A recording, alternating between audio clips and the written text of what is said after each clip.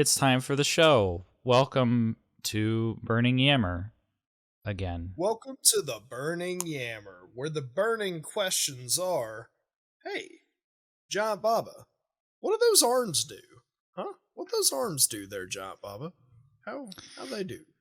I feel like your mission is to troll Giant Baba, who is long dead. He can't hear you from down in hell. Well, I mean, as where he is surely paying the price for his sins. flapping his terrible chicken arms. You say that as if he's trying to fly out. Like he's like, help. He's just trying to fly away. He's like a strained bird of terror down there. God, it's like Sisyphus, except he's like chained down with his chicken arms trying to fly out of hell. This is very mean to the legacy of Giant Baba, who was a wonderful person, of course, except for the bad I'm things. putting together a little bit of research into a very interesting fella. Still, though, this is not a good introduction that we've had with Nope. him, like Jesus Christ. We're just gonna bleep this out. That's fine. So this week we are back to crap. I'm gonna turn my mic down a little more. Right. It's fine. We'll fix it in post. We are back to talking about AJPW television again. January 14th, 1990. Yeah. Taped at the City Gymnasium in Toyohashi, Aichi on January 11th. So it was taped on the 11th. But so we have to go back in time because the Joshi show was March and May. So yeah, goodness. Yeah, it'll be a couple of episodes of All Japan TV to catch us up. yeah, it'll be a little which is fine, just because some of these so one of my problems that I'm having so far, Yep. and it is, due to I don't understand Japanese, but at the same time I don't feel like the promotion itself, like we get that voiceover every now and again from someone who Yes. like literally says a few sentences, I guess kind of recapping what is going on, but Yeah.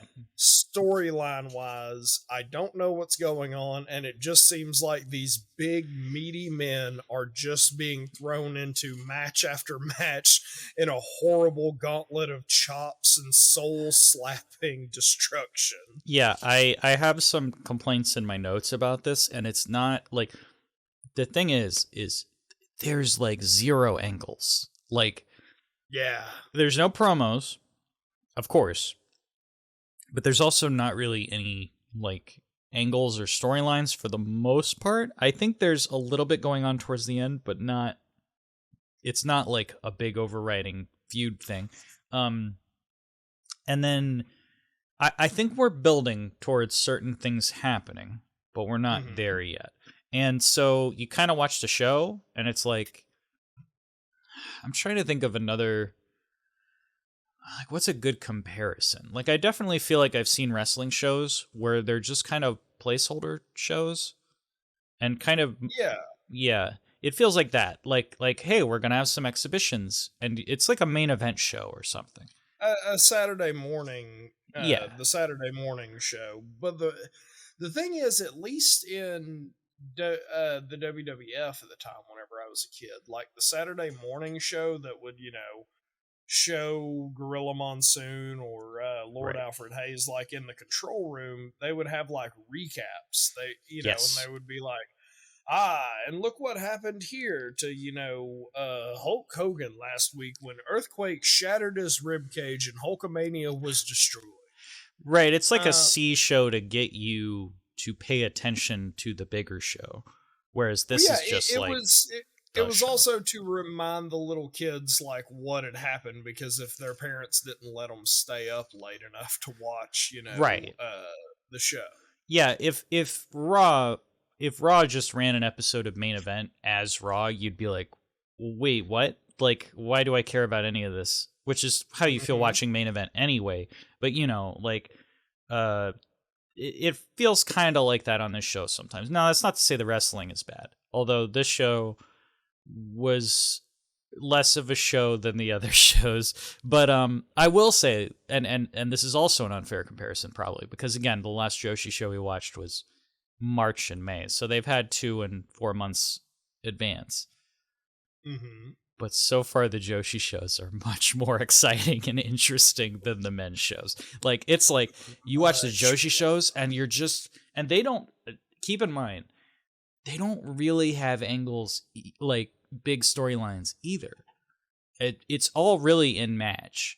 But you watch them, and you can tell, like, all the psychology and the ideas and stuff just from the way the wrestling happens.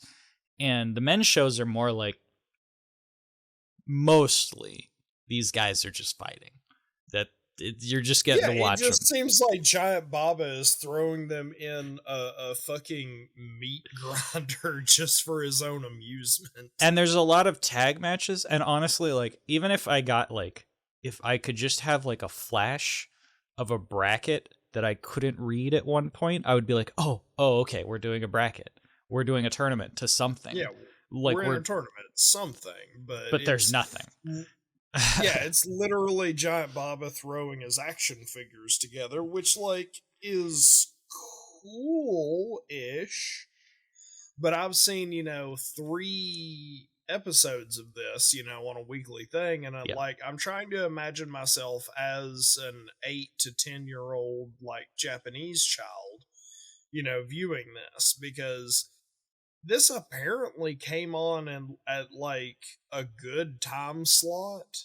Like, I think it was like, through the week. I think it came on like a Wednesday afternoon or something. Right. And like, if I was a kid, like the other 2 episodes, if I was a kid and watching those, like, I would be like, oh wow, like, stuff's really happening. This is cool. Like, the only, like, kind of bad one has been the Tenryu versus Ivan Koloff, but even then, like, I might have been used to seeing Ivan Koloff, and maybe I've, like, imprinted on him or something and, like, blamed him for all of my woes. Who knows? There is the caveat, like you said, that we don't speak Japanese. Maybe at some point during these matches, or very shortly between, they're like, this is a tournament eliminator qualifier, like, and I just, I don't even know. Or it's possible. Yeah, or maybe Giant Baba is one of the greatest ring commentators of all time. It didn't, and he's sound like telling us the intricate stories. Well, we can kind of preface the show with that. It sounds like Baba is on commentary. I don't know if it's Baba, but it really sounds like it. Because it's just some guy who sounds. This sounds weird, but he sounds like a big dude. I got very big Paul White on commentary vibes from this, because it's very much like wrestling, and it's very like, come on, dude, like, get into it. I mean, so here's the thing, and maybe this is like just a bad take on my part, and I'm willing to admit it, but the 3 people that have had gigantism, that have been in wrestling, they all 3 sound not the same. Yes. But they have a very distinct resonance. Yes. And whenever that person was talking, I was like, oh, that sounds like the resonance of like Paul White or Elegante. Because, I mean, I don't know if you ever heard Elegante talk, but he sounds like, Paul White. Yeah. Sort of. I feel like if it was anybody else but Baba, because most importantly, it sounds like somebody who is not normally doing commentary. So I feel like if it was anybody else, they would have had a camera shot, or they would have had him get involved with the show at some point.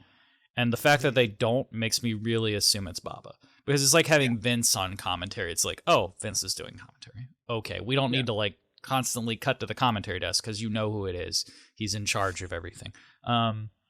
So maybe cut to Jesse the Body because he's wearing something fun. Exactly. Yeah. So the show starts with a random clip of the Fantastics winning a match against, I don't know who. I think one of them was Steve Williams, but that's just a guess. It looked like Steve Williams and a Japanese guy. There is no way that Steve Williams was jobbing to them. That's true. Well, he didn't. I think the other guy ate the pin. Yeah, because it was the guy on the outside. He had the kind of hair, but that doesn't mean anything because it was 1990. Could have like all kinds of guys look like Steve Williams. So maybe it was Jack Mulligan or something. I don't fucking know. Like, go ahead. Yeah, like the funny thing is it starts off and like I don't know if you remember this, but do you remember a time whenever television stations signed off and signed on? Yes. Yeah. Yeah. So like whenever this thing started, like I all of a sudden just had a flashback to me waking up at 4:30 in the morning to watch the Richie Rich cartoon and seeing like a TV sign on, and this music that they started at the very beginning of it sounds exactly like that. Yeah.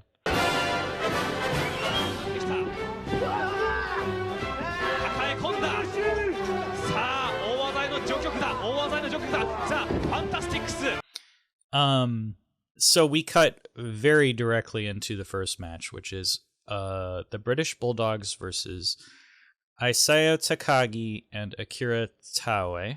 Taue is one of the four pillars who I don't think we've seen work at all up to this point. We have not seen him at all, so this was like really good because, you know, beforehand we got to see like Kobashi in an actually extremely similar role, him tag teamed with a veteran, you know, an older wrestler. Yeah.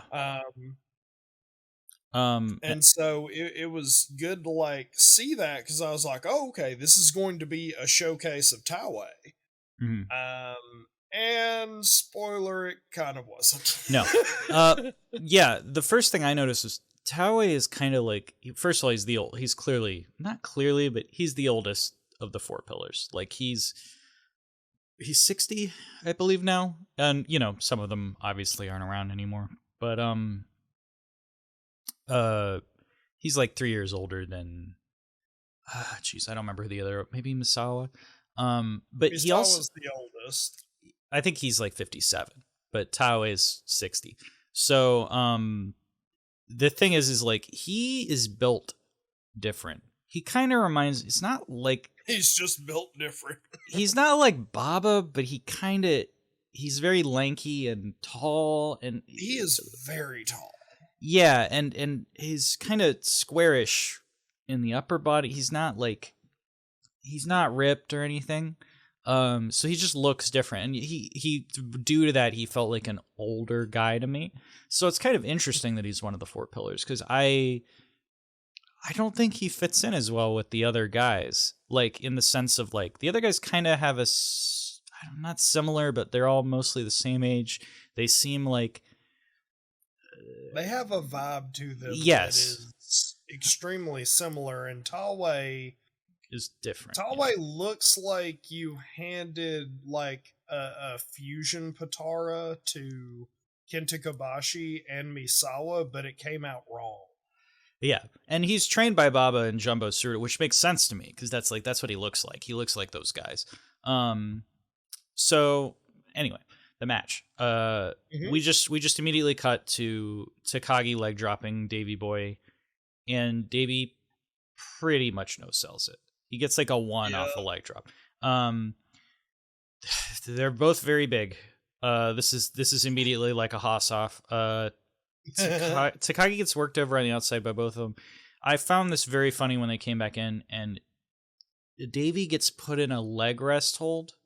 Like his leg gets grapevine, and his selling is just no.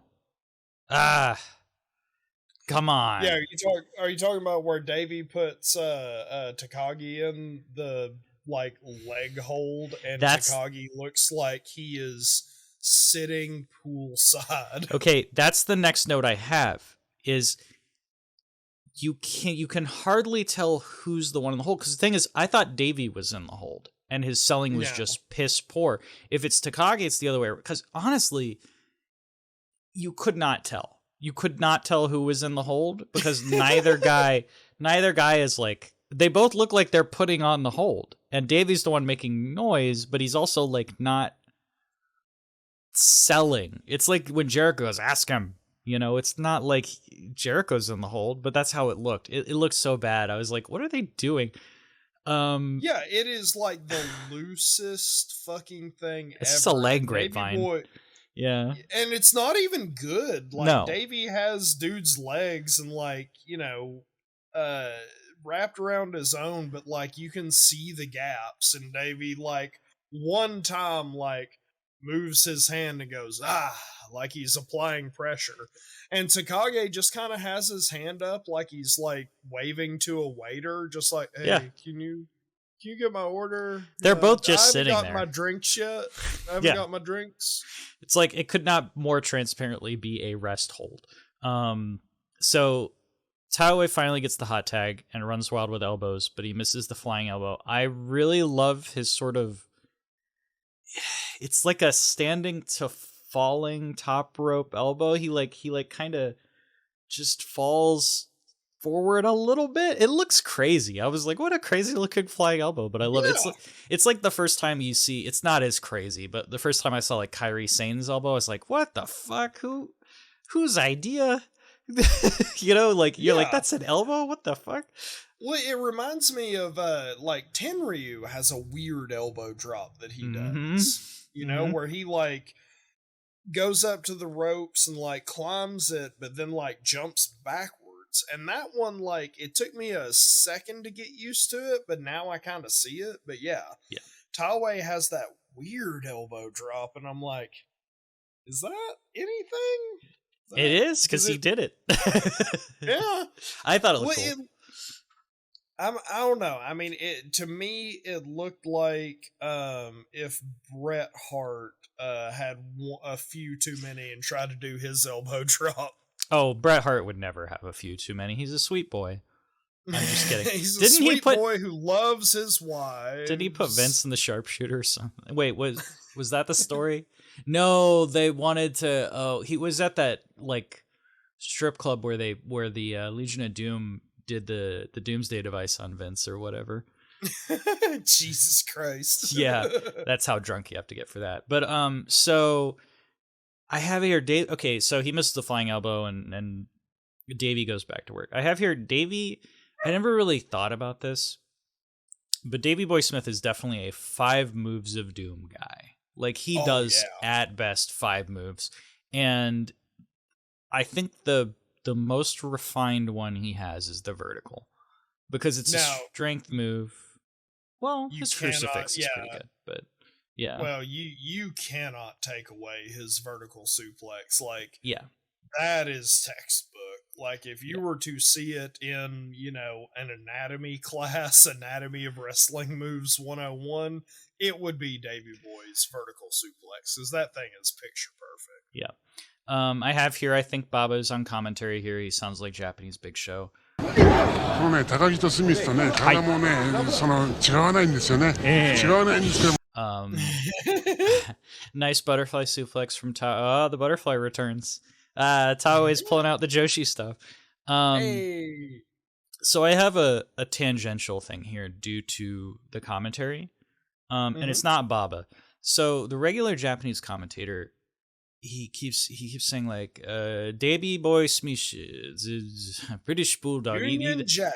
He says like the whole thing every time. Like every time Davey does something. And I was thinking about this, like, the thing is, if Davey, okay, let's say Davey was Japanese, and he wasn't called Davey Boy. And assuming Davey is Japanese, let's assume. No.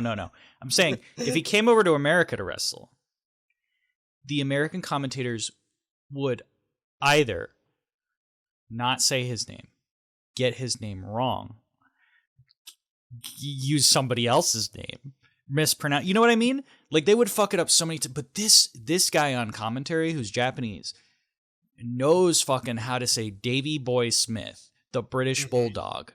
So that's both his name, his full name, correct pronunciation, and his nickname. Like he gets everything right. in Japanese. So I was thinking, like, this is the equivalent of an American commentator. Like, Hiroshi Tanahashi comes to AEW, and Excalibur says, like, he doesn't just say Hiroshi Tanahashi. He says, like, Hyakunen ni Hitori no Itsuzai Tanahashi Hiroshi-san. And everybody's like, what the fuck are you talking about, Excalibur? Like, he would say in Japanese, you know, the 1 out of 100 talent in the century, Hiroshi Tana. You know what I mean? Like, shit that nobody even in America even knows. Instead of just being like, it's Hiroshi Tanahashi, you know, which is what JR would, you know, Tanahashi here, you know, Tasha Shani over here. Oh God, we isn't that a day off, JR? Don't we get that off for Jewish as a Jewish holiday? I don't roll on Tasha Shani. Tasha Shana. I'm not supposed to be here. I can't turn on my oven for Tasha Shana. Oh God. Oh no. Great. Cut that. But I'm just saying, like in Japan, this dude is a professional. He's like calling this guy's name and his nickname perfect. And you know, you have like, I'm trying to think of anybody else coming over. And anytime I watch a Japanese match, it's just, there's no pomp to it. It's just like, it's that guy from Japan, especially in the 90s. It's so much worth, you know, Sasuke, you know, nobody's saying Sasuke. They're not saying the great Sasuke. They're not saying the great Sasuke. That's it's how Sasuke. I was introduced. Yeah, exactly. Yeah. Which is not how you say his name. You know, that'd be like this guy called him like, you know, David Smithson or something. Yeah, and I mean, he even gets Dynamite Kid right. He's like, oh, Dynamite Kid. And it's like, oh, hell yeah. It can't be easy either for like, oh, absolutely not. No, think about my terrible pronunciation of all. Like, I am guaranteeing that I am saying Tawe wrong. Oh, sure. I think it's Tawe. Okay. I know enough about Japanese pronunciation, and I know whoever's in the comments is laughing at how I pronounce Tanahashi's nickname. But I'm just saying, it's Taue, so that's Taue. It's just one thing at a time. So I'm pretty sure you're okay. Anyway, that's my tangent. The match ends with a gorgeous flying headbutt by Dynamite Kid. However, there is another really lax cutoff by Davey. This happens every week. Oh no! Like this happened. If you remember with fucking Misawa. Mm-hmm. This exact same finish. Exact thing. Yeah.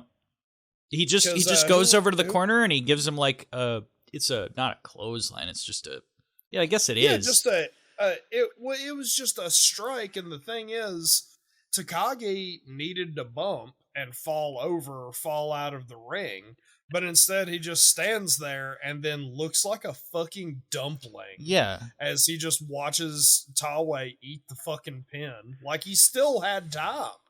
He still could have like leapt and, you know, stopped it, but it's like in Japan at this point in tag team matches. First of all, most of the time, tags, it's like a formality thing. I feel like you once make tags. Once they get to the corner, they don't even tag. They're just like, "Oh, okay, you're in." And I'm wondering if it is like a rule in, say, Lucha Libre. Like I've watched enough Lucha Libre wrestling and was introduced via WCW that like if someone goes to the outside, you know, is like bailed to the outside, another person from that team can immediately come in. They are not the legal man. Okay. Maybe it's a thing that if you're in the corner, you have to tag. Yeah. That would actually make sense to me, given some of the stuff that happens later that I actually have notes on. Those like, what the fuck is going on with these tags? So there's that, and then the cutoffs are very like, if the guy comes over, you just respectfully. It's not even respect. It's just like you're like, okay, well, we lost because I can't do anything because the guy's here. I'm not gonna even try, and that's very like. It's baffling from a today's tag perspective because you fight and claw for that fucking thing in American tag team wrestling, and they're just like, okay, I guess we're losing. Oh well.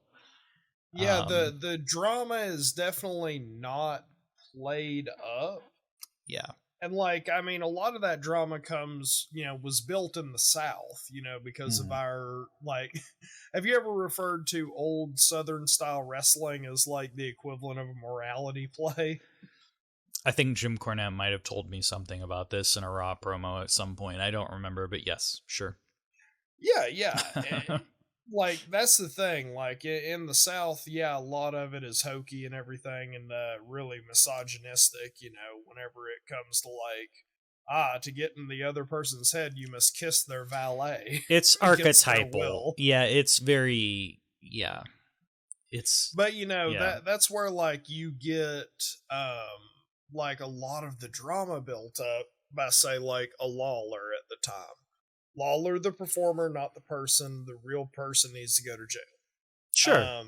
Like, he could look to the crowd after being, like, beat up or something, and, like, look to the crowd and close his fist, and everyone goes nuts, because they're like, oh, he's gonna use the closed fist! Oh, God! Just it was little things, Yeah. And in Japan, like, you are watching a spectacle. Right. You are watching, like, they're trying to combine combat sports, like actual combat sports, where it's like... It's much more serious, in my opinion. Yeah, it's much more serious, and, like, they also take things in an interesting way, because, like, one of the reasons I knew that wrestling was fake was just because me and my brother would, like, wrestle each other, but we were wrestling each other for real, and I would, like, try and do the wrestling moves to and they don't do anything. Yeah, and it's like, oh God, getting him up for a power bomb is nearly impossible.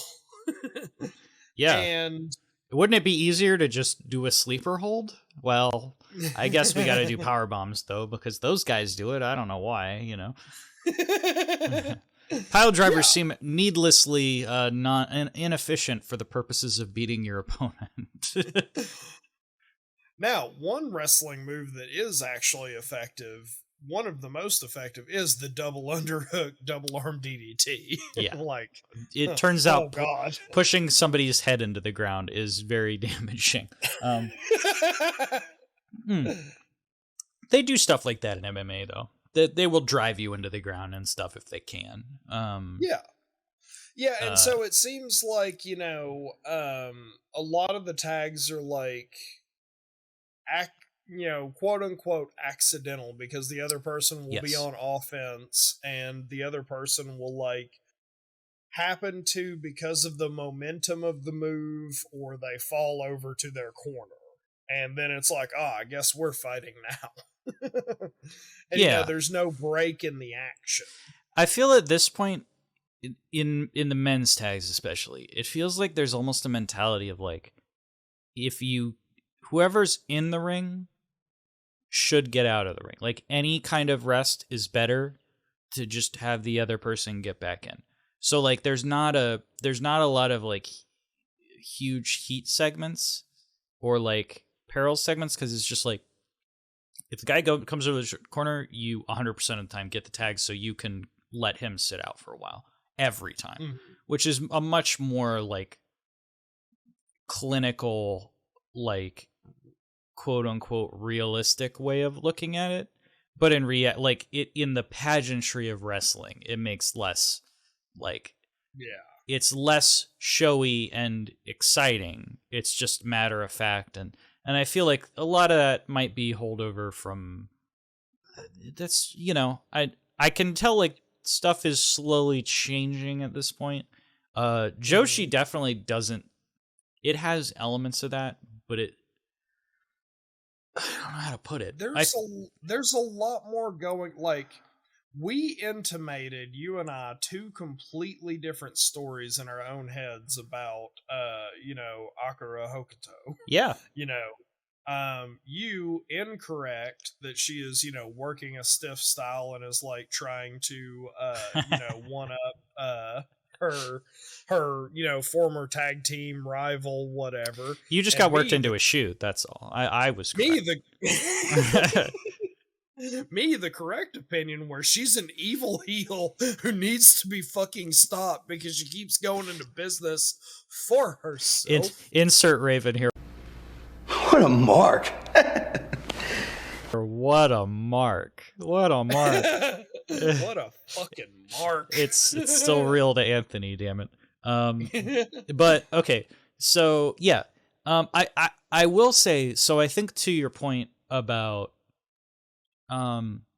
wrestling has a lot of these like cultural archetypes and things built into it. So I will say, I mean, this is speculation. I don't know that much about Japan, but I would say 1990 Japan. I'm willing to bet gender roles were very built into the culture as well as like bleeding over into wrestling. So I will say, though, if you look at gender roles that way, Japanese men, very like, you know, internalized, stoic, not, you know what I mean? And Japanese women, therefore, are emotional and present more outwardly. So, by that extension, when I watch the men's shows, like, they just tag and do spots and beat the shit out of each, which can be cool sometimes. But the women's shows, I get to see the performance because it's like they all fucking care so hard about winning and or losing or whatever feuds are going. So I'm like watching like this fucking rules. Like I wish the guys would do this, but the guys are stoic. They have to, you know what I mean? So, yeah. Like I think you're correct in that, except I would say the societal implication for women is to absolutely be demure and quiet. 100%, yeah. And so one reason that I think Joshi wrestling around this time really took off is because generally when there is like a boom period in, say, wrestling where they really tap into something, it is because it's like at the cultural heart. If you look at, say, the Stone Cold era, right, where it was like, you know, the shine of Reaganomics had like long worn off the apple. Right. People were losing their jobs constantly. People were having to deal with like the, you know, emergence of the new PMC class of people. Right. The bosses who were always on you to be productive and keep doing shit. And so, like, when Stone Cold flipped off his boss and said, you know, I'm going to physically assault you now. Yeah. Everyone really got on board. And with Joshi wrestling, I think it had long been the practice of women to be demure and quiet, and you will accept things. And so to see these women bombastically and like passionately into what they are doing and the wins and losses to them matter on a personal level, it was something that like Japanese women hadn't been able to express for a long time because your desires were filtered through the lens of whatever man you were attached to and what he wanted. Right. And there's also the thing that like when you're on the forefront of the counterculture, like you kind of lead the way through. So the other thing about Stone, I mean, that is all true about Austin, but the other thing is like having a wrestler, like one of the reasons that 316 promo was so crazy is because wrestlers didn't go in that area. They weren't like, I will beat your ass, I'm a crazy motherfucker, like I don't give a shit about anything dudes in the babyface areas. They could be in the heel area, but you were supposed to boo them, but he turned it around and made it like like, holy shit, this can be a good guy who just doesn't care and is tired of putting up with it. It was a very, I feel it was a very Gen X thing to tap into that. I don't care what you say. I'm just going to do whatever I want. You know, Hulk Hogan wasn't any fucking thing like that. Hulk Hogan was always like, you know, say your prayers and eat your vitamins and shit. Like it was the complete opposite. So to have that kind of thing just drive that forward. And then in the Joshi thing, like you do have some holdover demure characters, but the thing is I mean, as much as you hate Akira Hakuto, like seeing her be this hard ass who does whatever the fuck she wants, having Bull Nakano, Bison Kimura, like all these women who take no shit at Hota, and all these women who just are like, fuck this, I'm gonna do whatever I want. It honestly, years before Austin. Like, and it's not like they're the same thing, but it's just like seeing that happen in the women's division is like crazy. It's like, especially at this point in time, it feels like I'm seeing that evolution of the sport happen faster than I'm seeing the men's, which I'm sure we'll get there on the AJPW men's show. But yeah, it's much easier to see it. Yeah, they will absolutely steal the good ideas from the women and claim it as their own. Well, I don't know. My understanding of men's is it's different. Like it's a different evolution in their own way. You know, they absolutely seem completely walled off from one another. Like, I'm sure that there are some people that are watching it, you know, like some men who are watching the Joshi and some women who are watching, you know, the men. Yeah. But I feel that that's as far as it goes. Like, it isn't, you know, they're taking notes from one another, maybe. I think it's also easier. I think it's also easier for the counterculture to take hold when they're in a place that's not as relevant to like the standards. So like, for example, when Austin took hold, you know, it was the fucking dredges of New Generation. Like nobody gave a shit about wrestling at that point. So it was like he had a place to step out of that and be himself. And so men's Japanese wrestling at this point, I feel like that's probably the standard for wrestling. So like it's going to take a little time for those ideas to change and shift, whereas women's wrestling has probably less of a spotlight. It's a little more niche. And so they're a little more free to do what they want.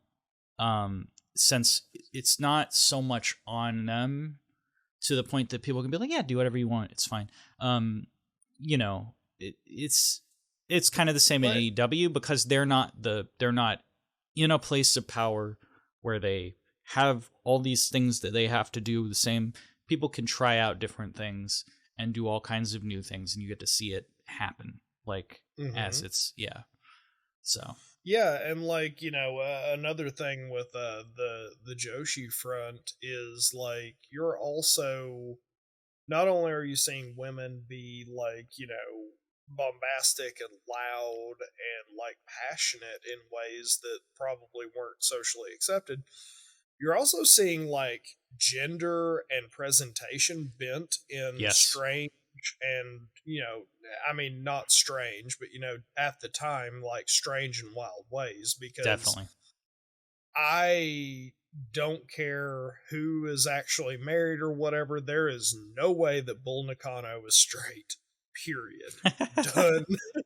There is no way that she is straight. There is no way that Aja is straight. Way to gaslight, Anthony. How dare you? Don't girl boss those women into their gender, their sexualities. But yeah, like maybe not strictly straight. Maybe, but they don't. Yes, they have different presentations of those types of things. Sure. Yeah, and that I think adds to the counterculture and everything because, you know, Japan at this point in time was held in sway by the two religious powers, you know, Shintoism and Christianity.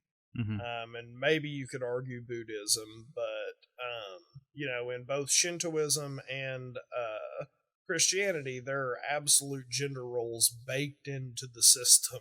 Of course. That do not allow for a lot of, like, same-sex attraction or presentation in any way.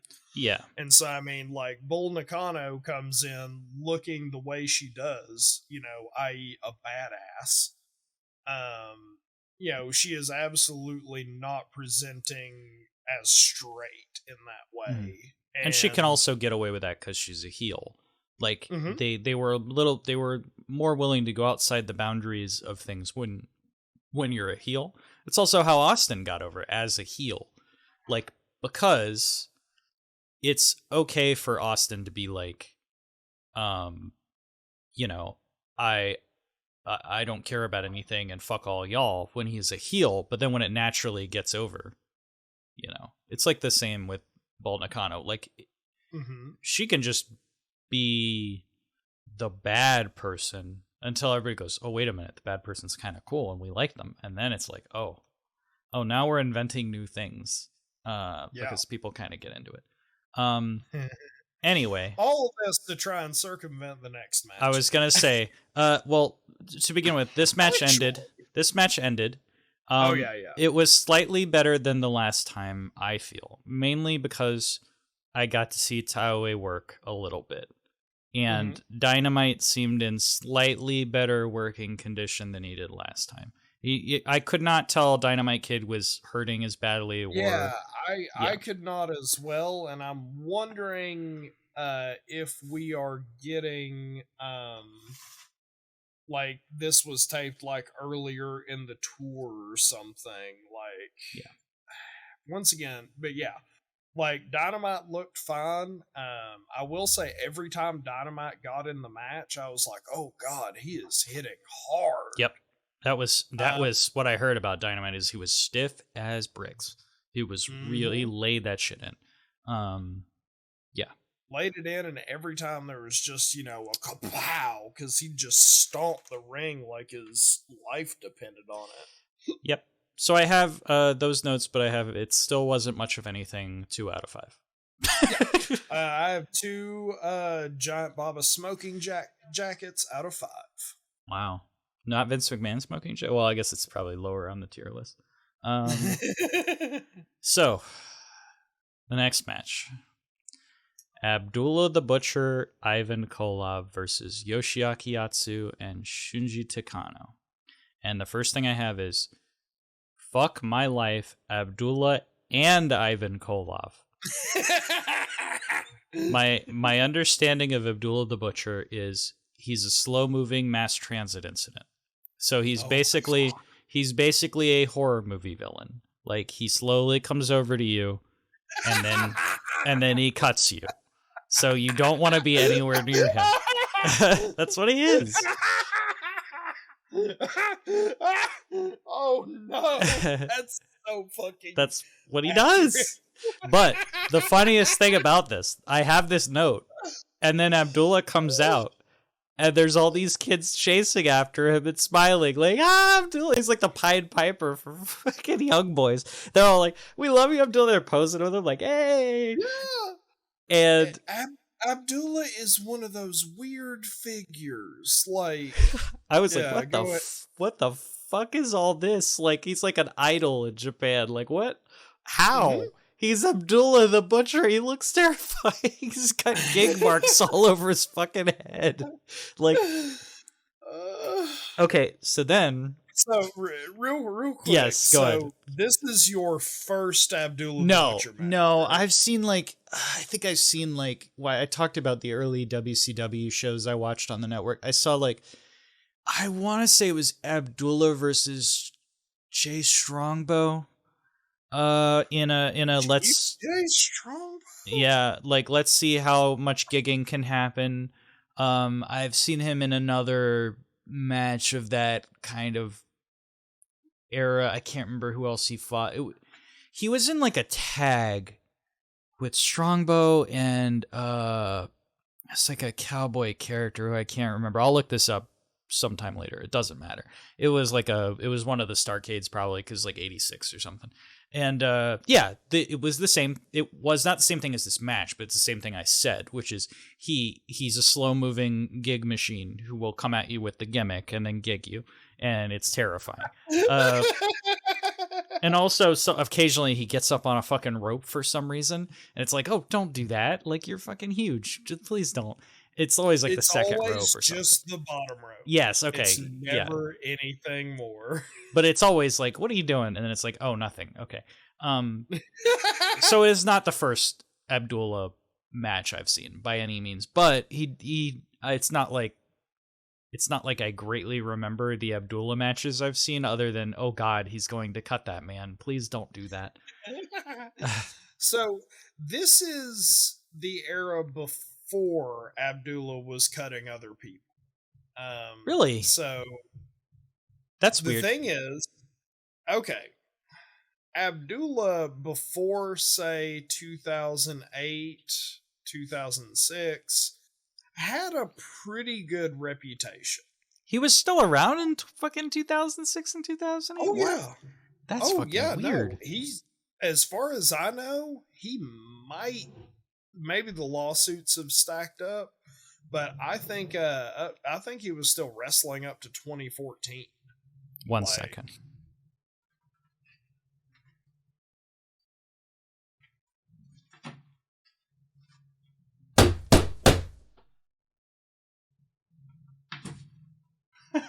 Yes, I had to just fucking do.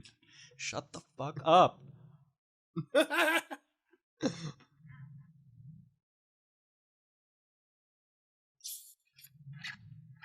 I don't know if you can hear that. Somebody's just fucking rolling something around on the ground over and over and over upstairs. Anyway, I'm gonna ignore it because apparently you can't hear it. Sorry, he had a reputation. 2008. Well, the thing is when I saw him, you know what? Maybe I should just look this up since I just wasted a bunch of time anyway. I'm curious when I don't know if he's even retired. Manny Fernandez. That's who it was. That sounds right. Was it Manny Fernandez? Is that the person who sued him? Oh, this person's driving me nuts. Okay, right. Starrcade 1985. Manny Fernandez defeated Abdullah the Butcher with Paul Jones in a Mexican death match. That's the one I remember. I think I also maybe saw him in a Strongbow match. When did Abdullah have a... Let me see. Sorry, you can cut all this out. Chief J Strongbow. I'm thinking Wahoo McDaniel. Abdullah the Butcher in the Sheik versus Frank Hill and Wahoo McDaniel. Oh, that's an AJPW phone from 1979. Never mind. But I think I did see a Wahoo McDaniel Abdullah match. $10,000 bounty match. They fought on Mid-Atlantic.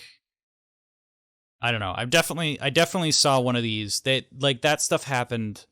The main one I remember is the Mexican death match, which, hey, guess what? It's a Mexican death match. Guess what? He gigged, and he gigged the other person. It's fucking Abdullah. That happened. Manny Fernandez. So, he's in a Mexican death match. You can bet how problematic this match was. Commentators fucking talking about jalapenos and selling oranges or whatever shit they did back then to like Tito. It was awful.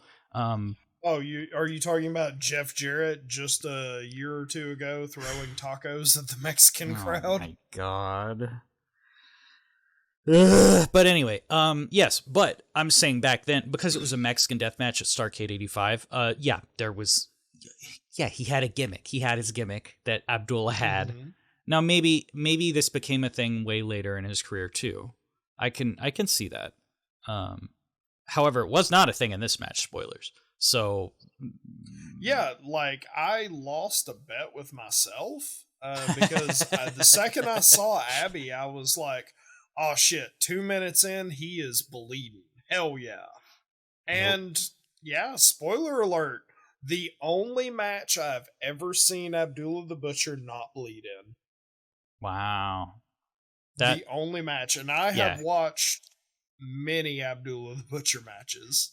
I haven't watched many, but yeah, he bled in the ones I watched. So, and so did the other guy. Spoilers for that. Now, in this match, nobody bled. There was no juice at all. So, the next note I have is, okay, Abdullah and Koloff come out to this music. Do you know what this was, or did you even hear it?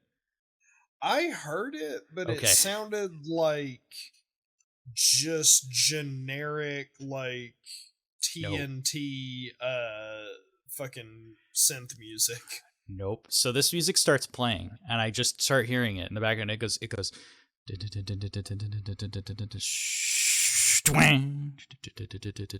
and I'm like, oh, I know what this is. I know what is this? I know what this music is, and my brain starts going on fire. I'm like, what is this? What are they coming out to? And then I did a real bad thing, which is my brain tried to answer the question with a completely wrong answer. It was like, because it's like an instrumental. So my brain goes, oh, it's probably like Edgar Winter Group, like that fucking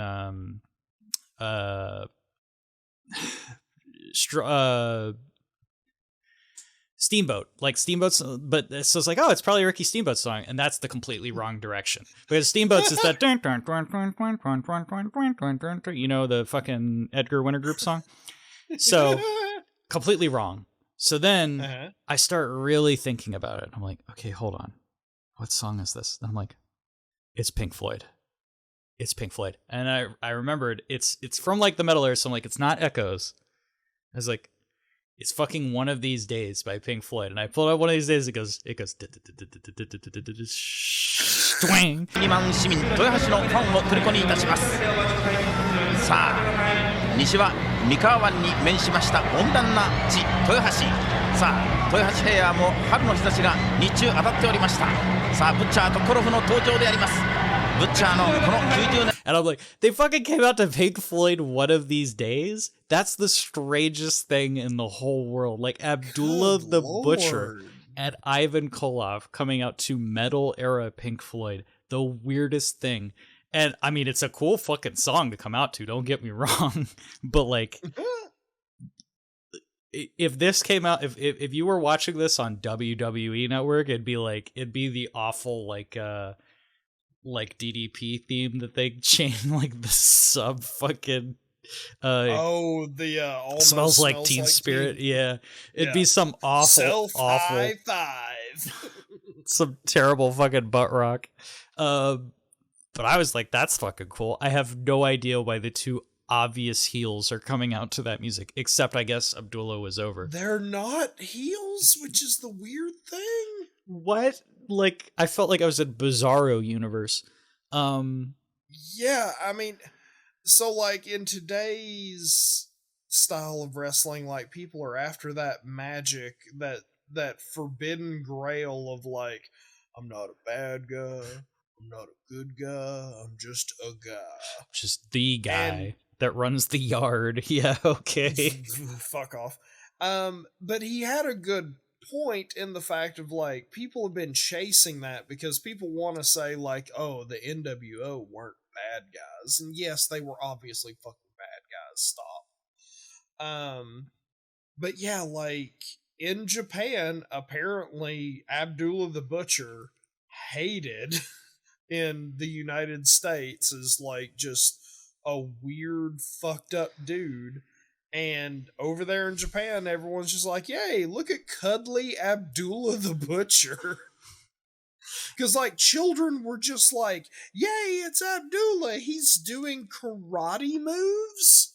When did Abdullah start doing karate moves? Okay, now I need to correct you. He doesn't do karate moves. He does X-Pac karate poses. He goes, wah, yeah, wah. And I'm like, what the fuck are you doing, Abdullah? Oh yeah, I'm real scared Abdullah's gonna judo throw me. The dude's like fucking 500 pounds and he's got gigs all over him. I'm more scared he's gonna stab me. He should just do the Michael Myers thing. The little fucking psycho thing. That's what he should do. Yeah. I'd be like, Jesus Christ, that's way better than, yeah. I'm sorry, speaking of a karate throw, Abdullah does a badass rolling arm drag in this fucking match. Okay, so the match. I have entirely too many... okay, I think the reason I have too many notes about this match is because I have my research segment in this match. The rest of it is like... I'll be honest, there ain't much to this match. This match does what I officially call circling the drain, because what happens is Abdullah gets in with Yatsu. They do tests of strength. Yatsu does a kick. Abdullah is ready for the kick, and he does karate poses, and everybody pops. Okay? Yeah, Abdullah blocks an enziguri, and it looked cool, actually. Yes. Koloff will come in and get his leg kicked 800 times, and then they'll work his leg 800 times. Then they'll do a rest hold. Fucking Abdullah will come in and do the Undertaker 90s knife chops, the fucking under the scoop fucking, you know what I'm talking about? The scooping uppercuts. I don't know what you call them. They're fucking weird. And then he'll start pulling Yatsu's ears, which I don't think should be legal. That's fucked up. And those things will repeat or intertwine 5 fucking times, and you'll be like, all right, I get it. I don't even know. We're not working towards anything. They keep working Koloff's leg, but it's not like he's going to submit. He keeps pulling this guy's ears, but it's not like he's going to submit. It's all like, okay, now, that's what happens in the match. I mean, if you have more notes about the match, we can get into it, but I have my research segment here. So, a couple of things. Like, one, I find it weird as fuck that Ivan Koloff is bumping more for Takano than he did for Genichiro Tenryu. It's so weird.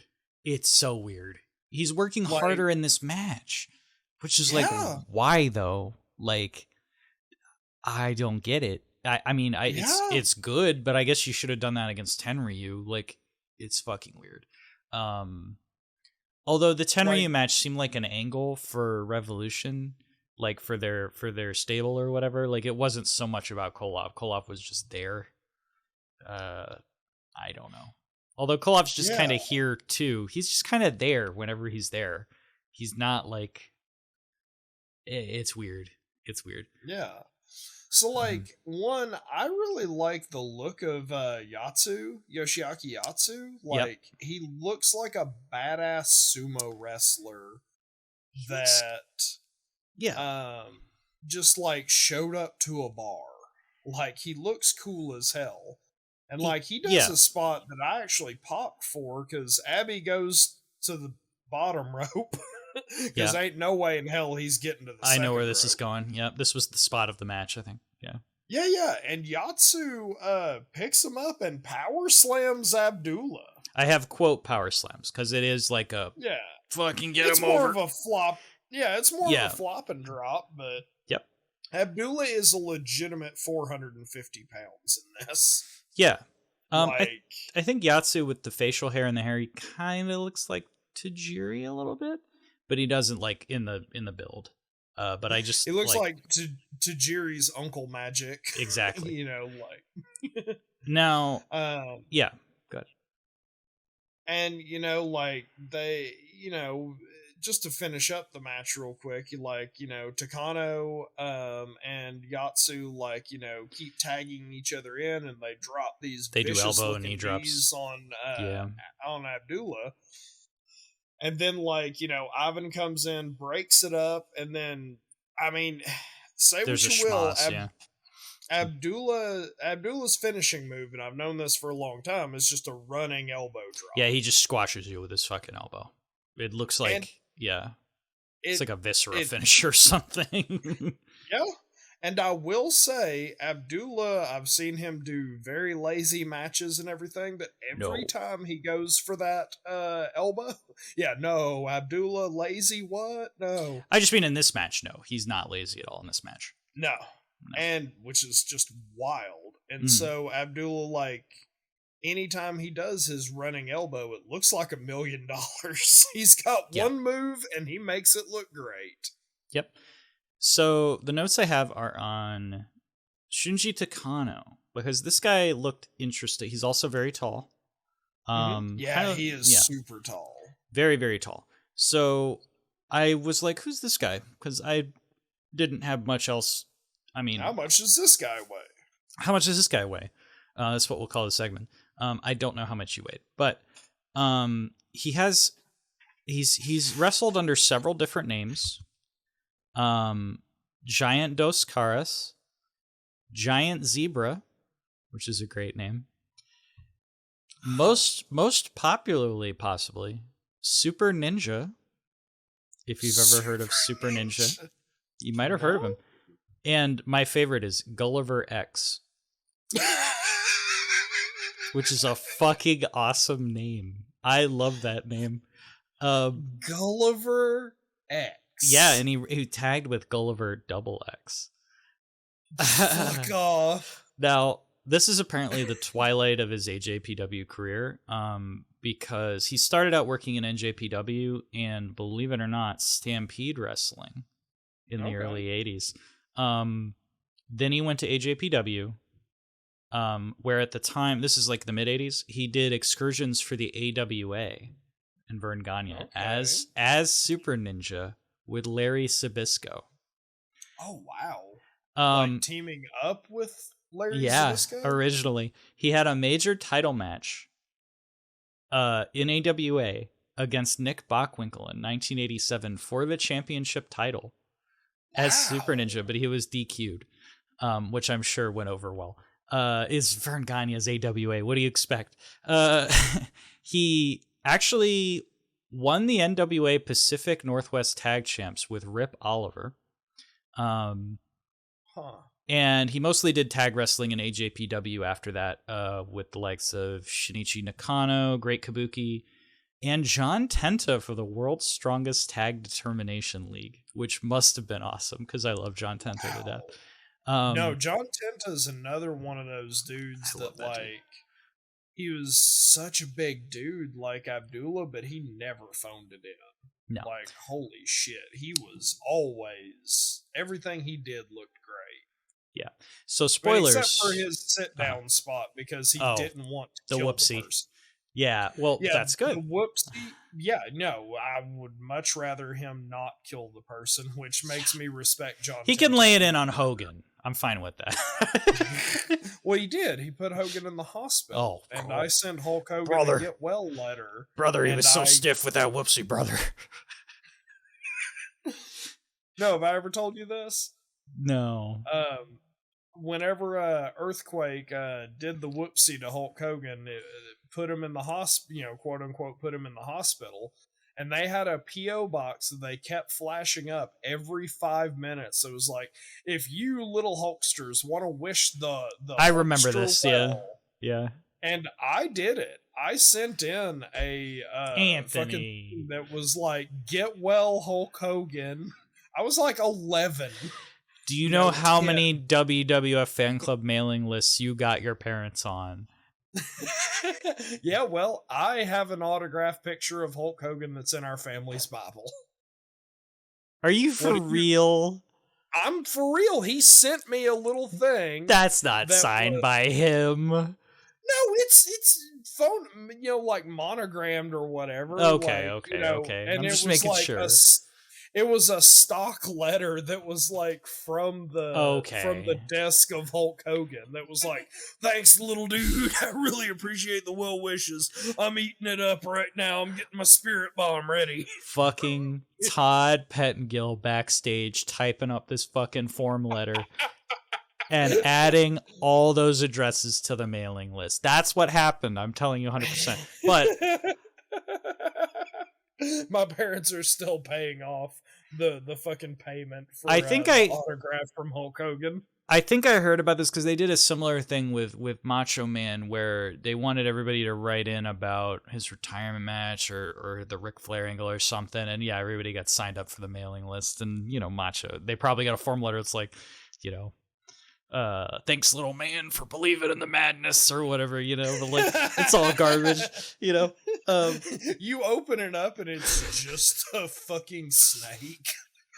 That's Jake Roberts. Macho Man has just mailed everyone a cobra. It's a dead snake. I want everyone to feel the fear I did. Oh yeah. Goddamn. Okay, so getting back to actually, he just send everyone some cream. Oh right, the creamer. Yeah. No, he sends everybody a copy of. He sends everybody a copy of "Be a Man." That's what he does. Oh, that album was actually pretty good. It's very good. So anyway, John Cena. So spoilers. In the summer of 1990, Shunji Takano left. Okay, so I had already talked about Tenryu leaves the company to start SWS Super World of Sports, and Takano went with him. And spoilers for that, they folded in 92, and then he bounced around in smaller feds doing tag work. Retired in 96. So what yeah.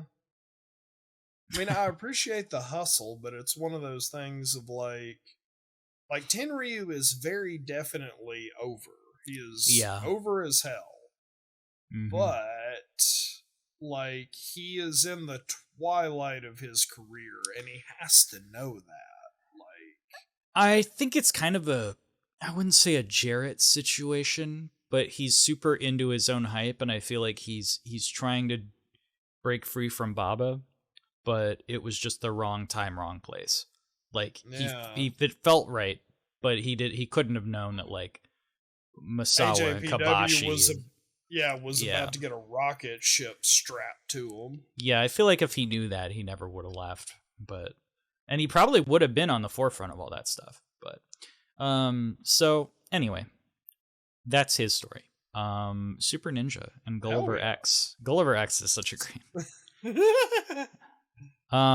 So yeah, speaking of Tenryu, we got him coming up in the next one. Yes, well, this match, as you said, Abdullah gets the big elbow drop. I have, although you've kind of talked me around to Abdullah working more than he normally does, I have. This was about as boring as you'd expect, 1 out of 5, because nothing really. Honestly, it was the same set of things over and over, and outside of some okay like shine spots for the Japanese guys, there just was not much to it. So yeah. We see the thing is, like, this match was like maybe 8 minutes, and that's including the very long intro. And so like for an Abdullah and Ivan Koloff match, it stayed its welcome. Sure. It was interesting in ways that I've never seen Abdullah do that drop down arm drag, and it looked great. Abdullah actually bumped, like he was moving around. Even Koloff, like, you know, Koloff sold more for fucking Takano than he did for Tenryu, which is like, I would love to know the story for that. Yeah. And so the match like absolutely does not overstay its welcome, and it's one of those oddities where I was like, that was a lot better than it had any right to be. It's not like, that I disagree with you, but this is the most damning with faint praise you could possibly. It's like if the Bushwhackers had a normal match, you'd be like, wow, they did normal spots. These guys can work. They didn't play it to the crowd for 10 minutes. Wow, it was actually kind of mediocre. So, you know, like, it's like, fuck off. Yeah, they had a normal match. I'm very proud of them. I wish they could have good match. Could you believe if we lived in a universe where they could have really great matches? You know? Good matches. Yeah. Yeah, and I don't know, I found it so entertaining that Abdullah is sitting there doing karate kata the whole time. Yeah. Because I'm just like, what the? And even the announcer is like, Abdullah the Butcher Karate. And and the crowd is popping. The crowd's like, yeah, he's doing karate chops for some reason. Yeah. No, I mean, you do have to give it up for those fucking underhand throat chops. Yeah. I mean, they sound like $1 million. Yeah, I always like Taker's chops. I thought they were cool. I don't know why he got rid of them, because he's the big dog and he does strikes, whatever. I don't fucking know. Well, I mean, Kane does it, and Kane has a pretty good I think they're fine. Underhand strike. It's fine, but you can always see Kane slapping his arm. Yeah, he pulls it. Yeah. But Abdullah, you can never see it. No. But I gave it 3 out of 5. I mean, like, okay.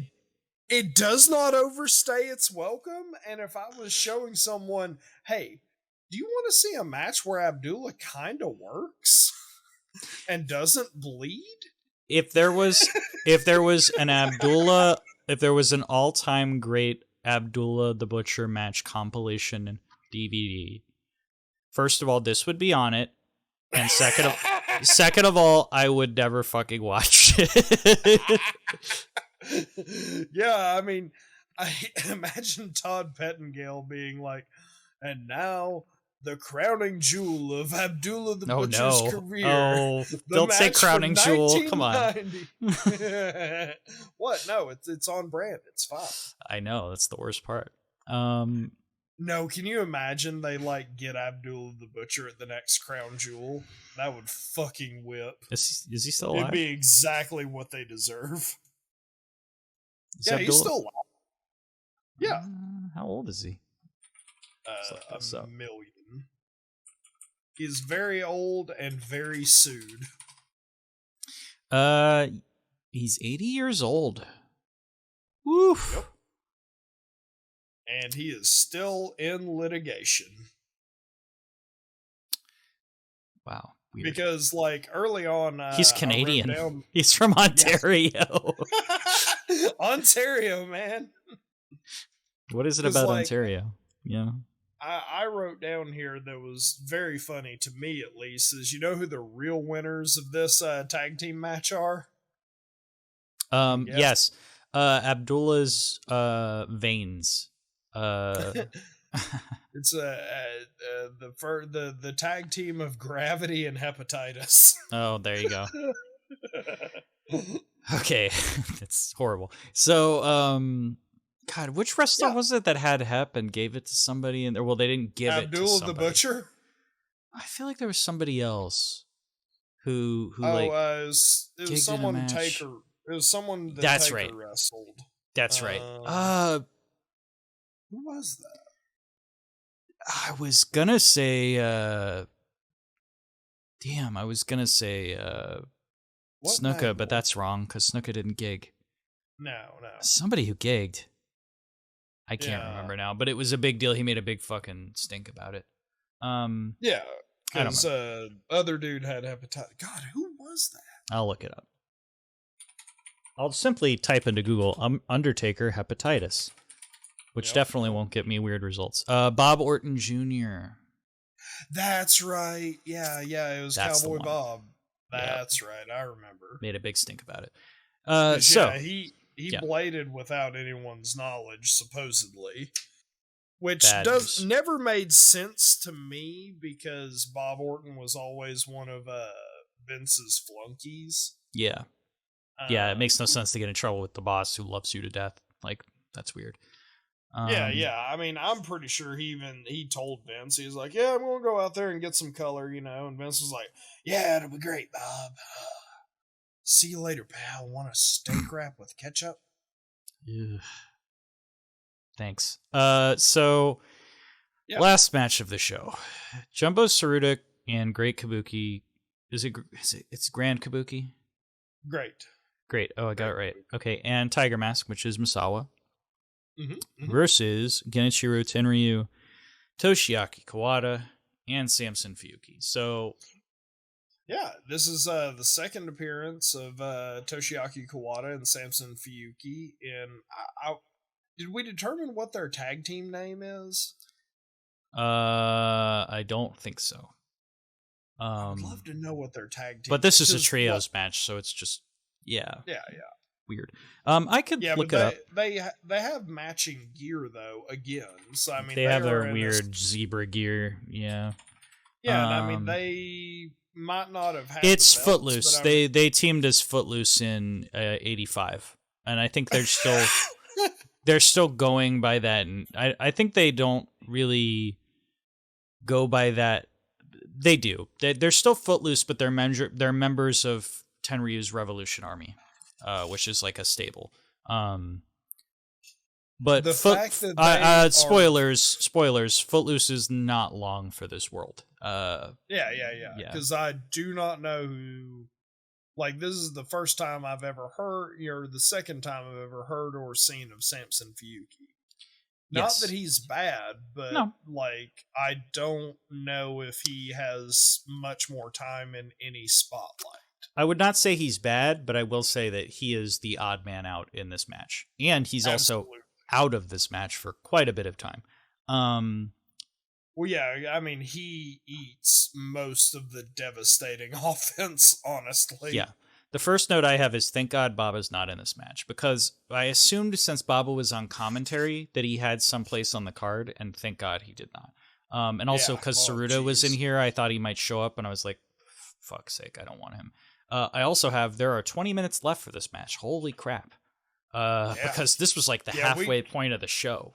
And this was the last match. Got this one in its full entirety. There are no cuts. No cuts. In this one. I have Revolution is still banging around. Tenryu hasn't left for SWS yet, so we're still hanging on to that. Two of the pillars in the one match, correct me if I'm wrong, but this is the first time seeing Jumbo Tsuruta, right, for us? I don't remember if I feel like we... Was he in the Baba match? Who did Baba fight? It was Baba and Andre versus Demolition. Oh, that's right. It was Demolition. That's right. And that was at the summit. So yeah, this probably is the first Jumbo match. Yeah. Yeah, because I don't remember him previous, and goddamn, he's cool. Yeah. Like, I've heard of Tsuruta, and I've seen him in, like, GIFs and small clips and everything. But, man, this guy has a presence. Right. Yes. There's a big narrative to this match that I have, and there's about 1 million fucking spots that I kind of stopped trying to keep track of. But I have two of the pillars in one match, because you have Kawada and Misawa. Misawa and Samson Fuyuki start out, and we immediately get like double leapfrogs into a deep drop kick by Misawa. I'm like, okay, this is a wrestling match. Like, this is not like... Yeah, they start off 100 miles an hour. Yeah, Kawada and Misawa start going, and holy crap, there's like a jumping reverse shoulder block, tilting backbreaker. Misawa tags Kabuki in, and I'm like, no, because I wanted to see them fight forever, but it was like...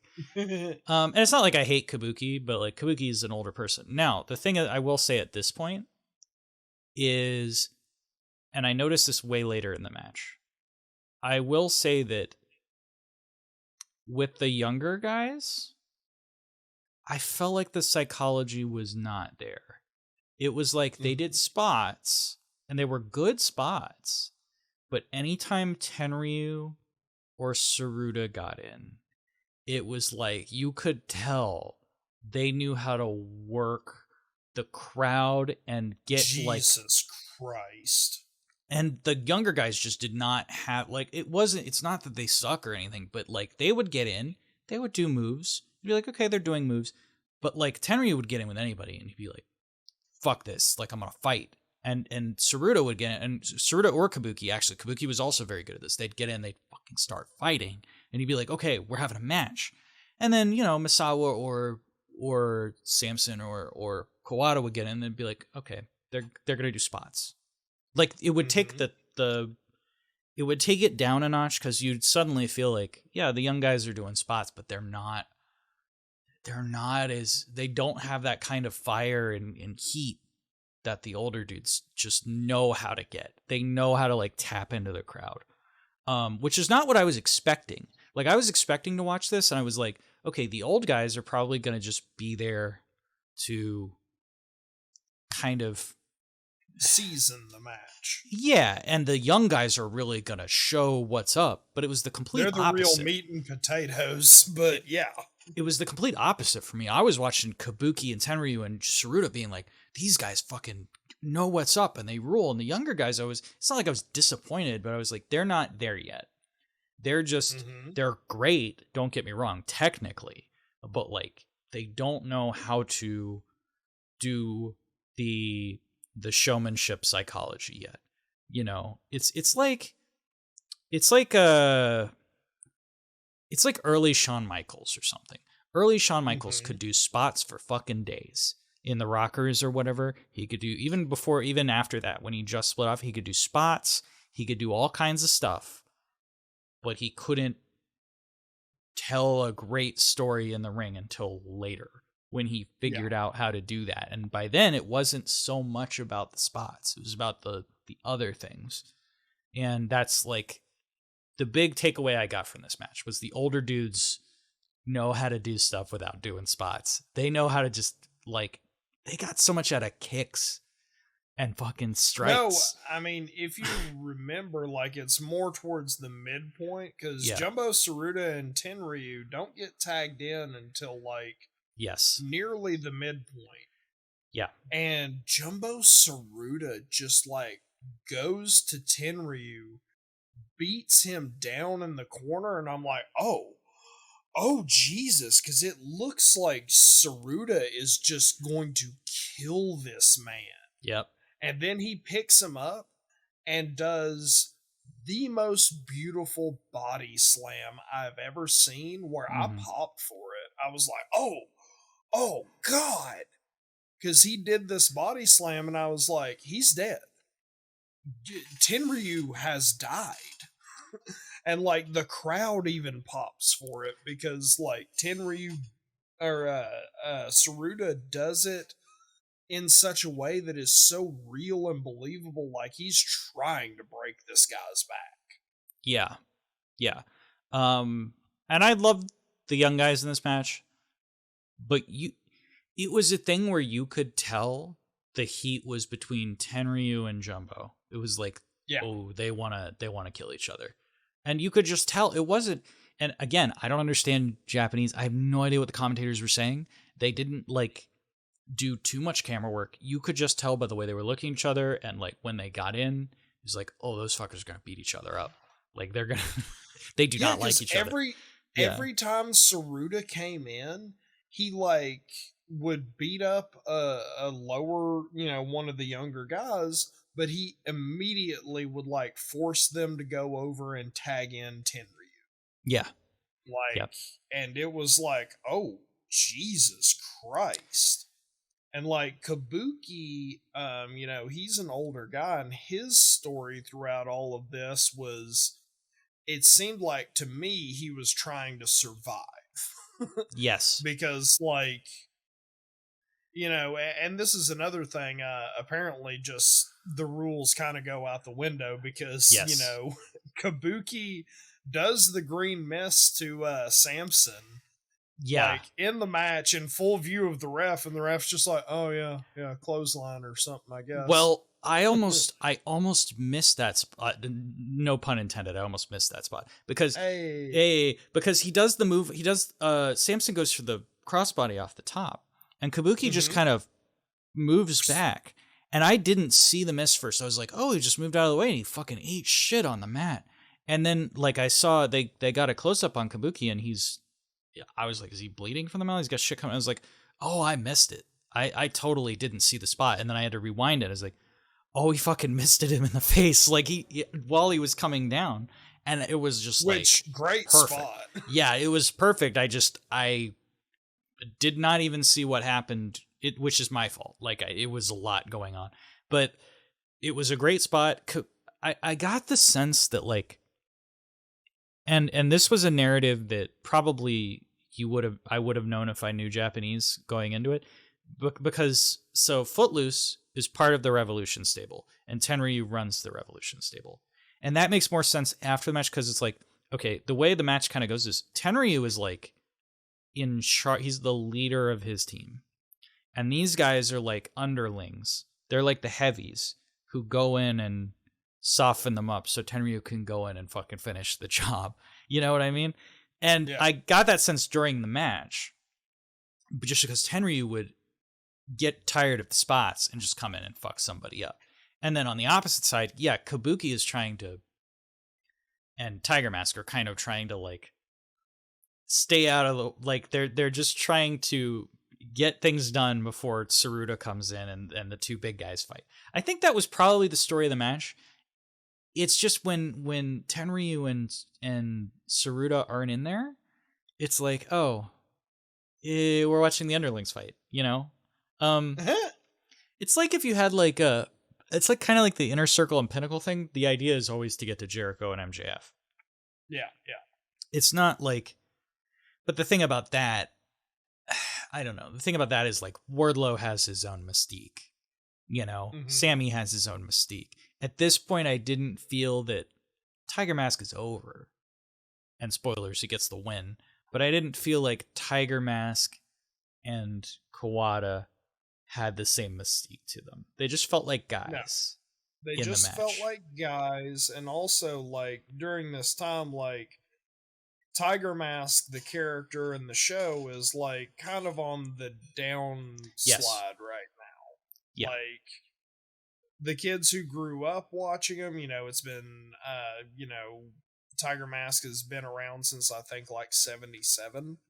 Something like that, yeah. So all of the people who like grew up watching Tiger Mask, like it's a new person under the hood. It's kind of strange. And like even still, like if you grew up with Misawa as Tiger Mask, like it's been 6 years. Yeah. So like, it's getting stale. Yeah.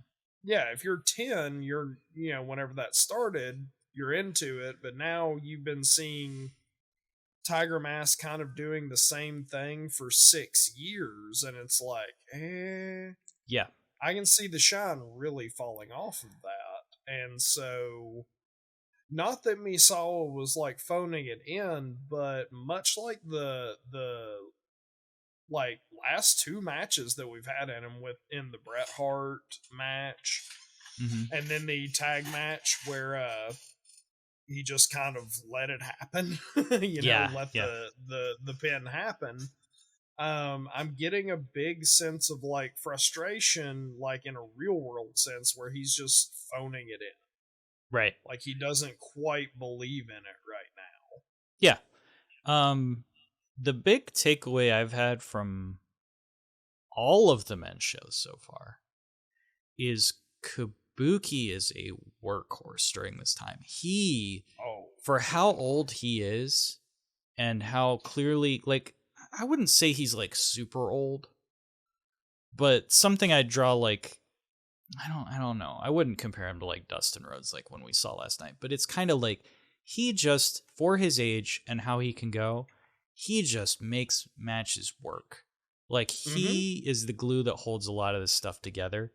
Because in this match, I was just like, man, I can tell he's older. Like, but like, I don't know. I feel like he might be as old as Koloff or something. He was born in 1948. Yeah, so he's like... So 48 to 90, he is like, what, 42?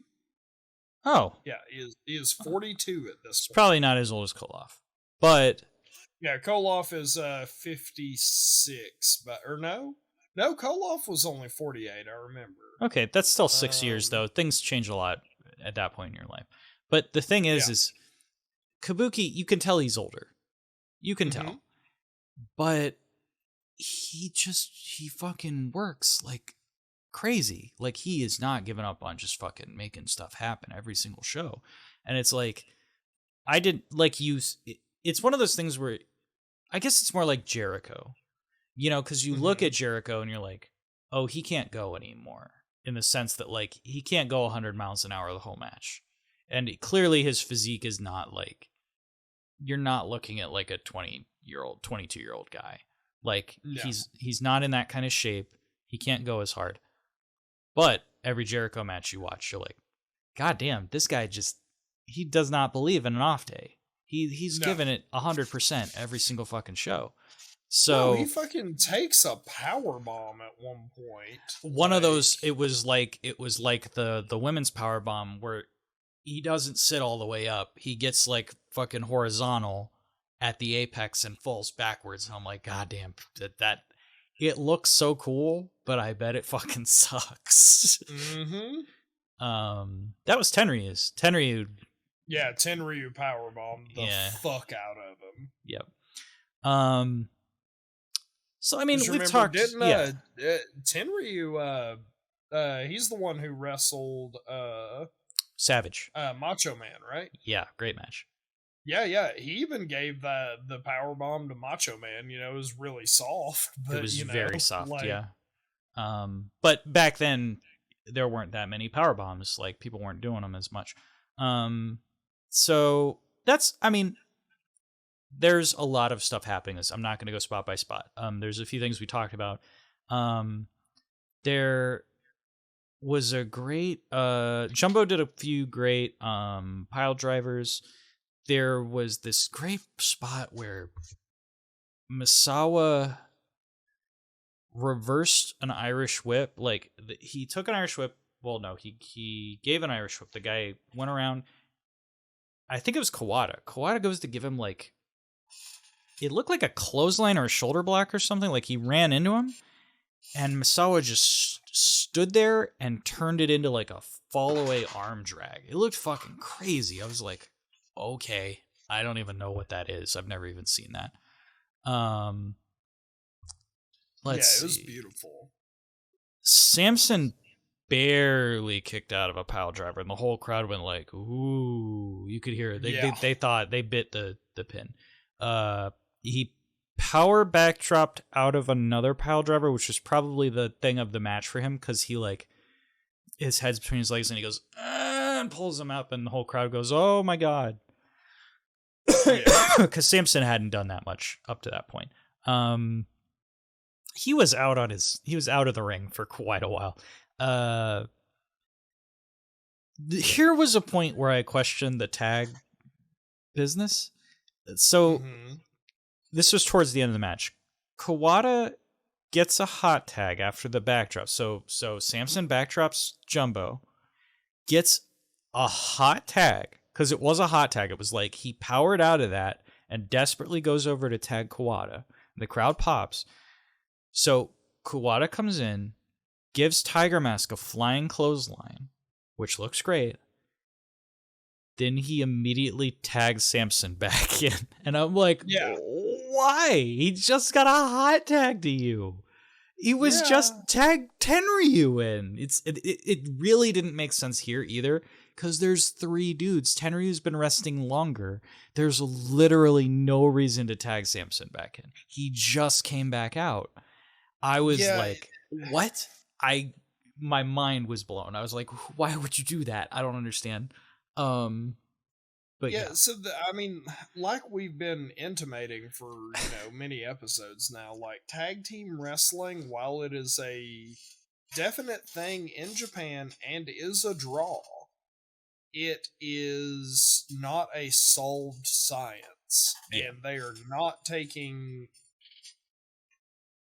like, clues from the American wrestling, like, at all. Because, like, American wrestling by this point, like, the beauty of the hot tag had already been invented. Like, I'd been seeing the Rockers get a hot tag, while fighting the Minnesota Wrecking Crew since, like, the 80s. And it's very strange sometimes to just see them build a hot tag and then, like, immediately go and, like, tag Samson in, who just stopped selling. Yeah, because he was just, like, selling his heart out to get the hot tag, and then 5 seconds later he's like, oh, I'm back in the ring. It's like, and you see, I'm wondering, like, if this is an experiment from the newer guys to, like, have this kind of, like, frenetic action that isn't quite working out, because I would love to see some of the older guys wrestle and see if they actually have the blueprint of what we recognize in tag team wrestling. I wonder if this is just a transition period or what exactly is going on, Yeah, it's confusing. I don't know. But that's pretty much the end of the match. There's a big schmoz, and then Tiger Mask gets the Tiger Driver on Samson, who again is the odd man out. So of course he hits the pin. The work rate. I will say, Samson does an awesome move that I really like. He grabs Tiger Mask at one point and brings him to the turnbuckle, and then Samson, climbs up onto the turnbuckle facing Tiger Mask. He's like holding his tiger Mask, ear, yeah. and then jumps and does a seated senton to him. One, it looked safe as hell, but it looked cool as fuck because like you take a big bump off of it. Yep. And I really liked it, and I was like, I wonder why people don't do that. Yeah. Because it looked cool. And then like Tenryu power bombs the absolute dog piss out of Kabuki at some point. Yep. Yeah, And I have it where he doesn't sit up all the way. It's just the fucking flatten out. Yeah. Yeah. Kabuki of all people. I think Tiger Mask would take that bump. And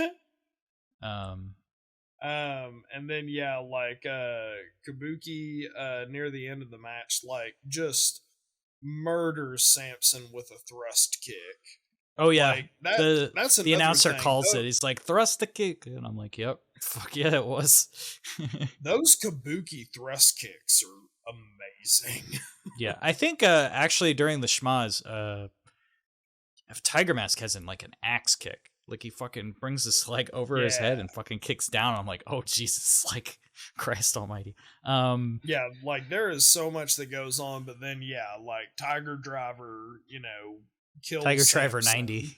Yeah. Yep. Which is great. I have the work rate was great. But half of the psychology just wasn't there for me, and it became a lot of spots at times, which is mainly the younger guys.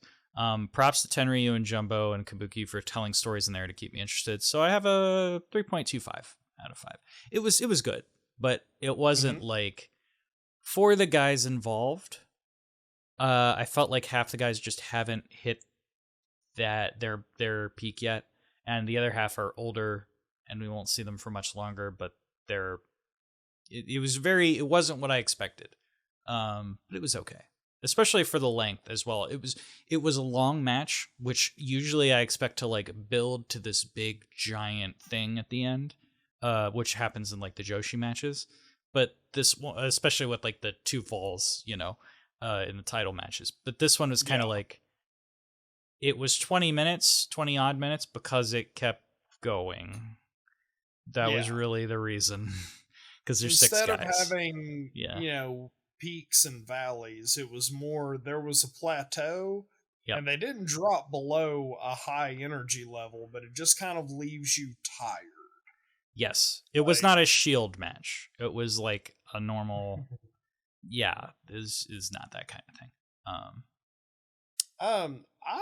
I really liked this just because one thing that I've always really enjoyed about like these older like King's Road matches and stuff, the few that I've seen and stuff, is whenever you are in a match with like an experienced wrestler, like they can do subtle things where all of a sudden like the match turns on like a light switch. Because there's several matches that I've seen, like I watched Ric Flair versus I want to say Tenryu. I don't remember when it was from, but like just saw that, and like for the most part the match I was like, okay, this is a normal Ric Flair match, this and that, but then all of a sudden Tenryu just turns on in the middle of the match, and you hear the crowd just go, oh, and you can literally see the new gear kick into place. And that's one of the amazing things. And this match like absolutely does that with Jumbo Tsuruta and Tenryu. Definitely. Because every time they come together, it is like steel crashing on steel in the dark. And I want to see that match. And, maybe I would hope that that's what they're building for, because this match, like the entire story is like Tsuruta wants to kill Tenryu. Yeah, it's possible from what I understand. And this is unfortunate, but I'm pretty sure Tenryu just up and leaves to do the SWS stuff. So it's not, I don't think there's a huge amount of fanfare or you get the big payoff for Revolution. It's just, I mean, they might do an angle where it's like Revolution breaks up because Tenryu leaves, but Tenryu should be, I believe, out of the picture entirely. It's just like, oh, he left. I feel like it's like when, I was going to say when Brett left, but that's not the same because that had a big, there was a cathartic breaking point. Real like life angle, when Stone Cold left because he hit his wife too hard and got really sad about it, and Vince McMahon said, Vince, Stone Cold, he took his ball home, pal. He lost his smile. It's more like that when Shawn left. Left, lost his smile. He put 5 across the eyes of Deborah. Yeah, exactly. Well, it's not quite that bad because Tenryu just left to start another thing, but he didn't do anything too horrible. But it is a shame because Tenryu seemed like he was kind of at the apex of everything at this point, and it might be that the other guys start to take off because people like Tenryu end up just out of the picture. Kabuki ends up on the side, and it's kind of like, okay, well, we got to use these guys now because the guys we were using aren't here. The thing is, like, I look at Kabuki, I look at Tsuruta, and there is absolutely nothing wrong with what they're doing.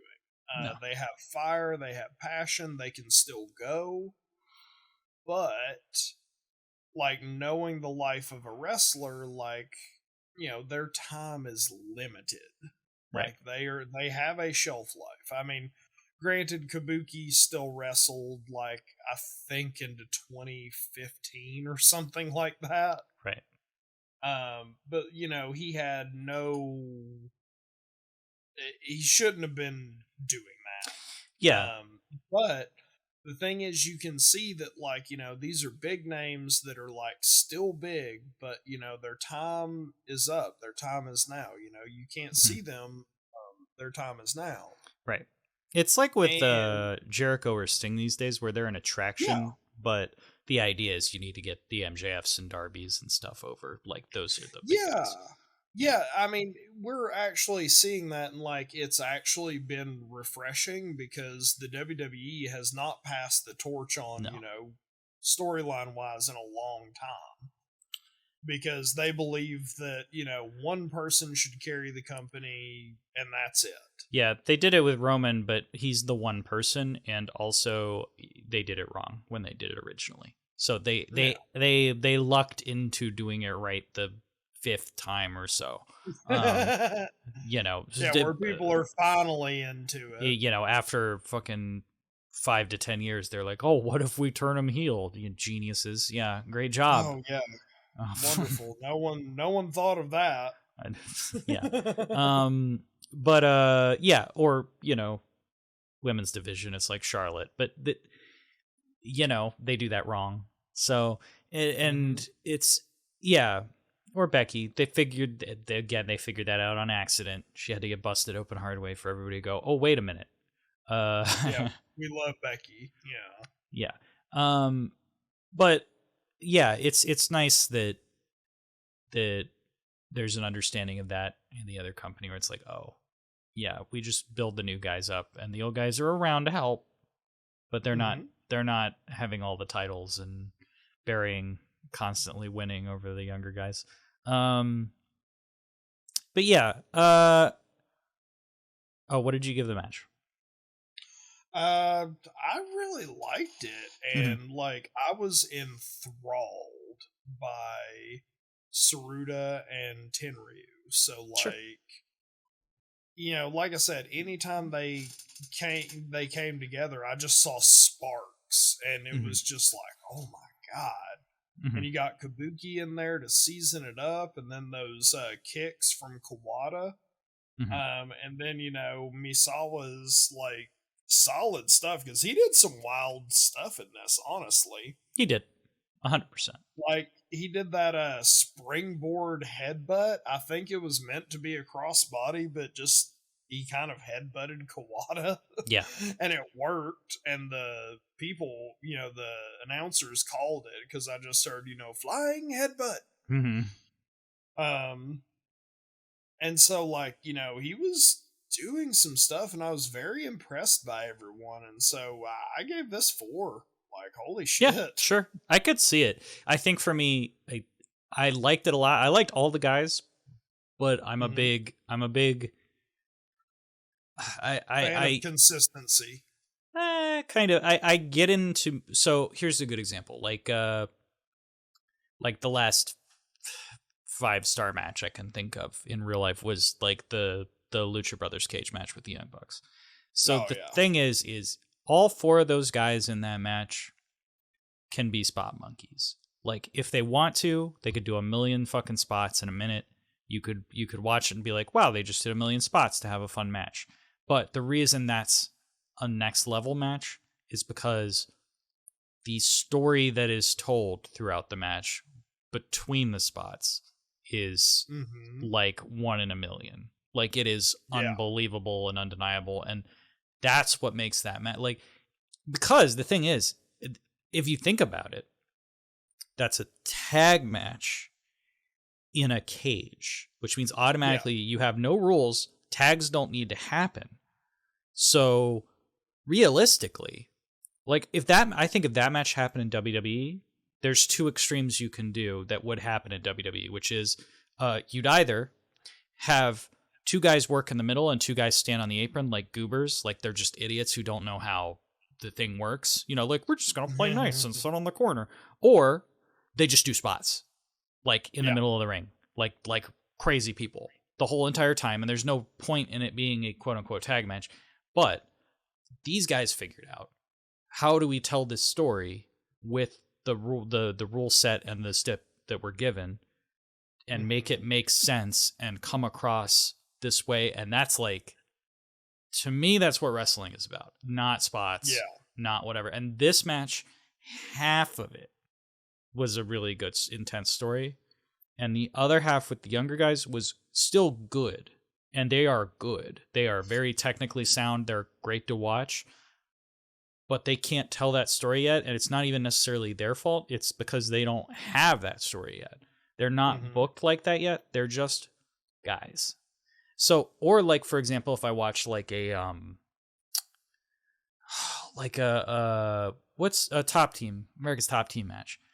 Like, I love Ethan and Scorpio to death, but their gimmick right now is not on the level that a lot of other gimmicks in the company are. It doesn't have that story to it yet because it doesn't have the history or the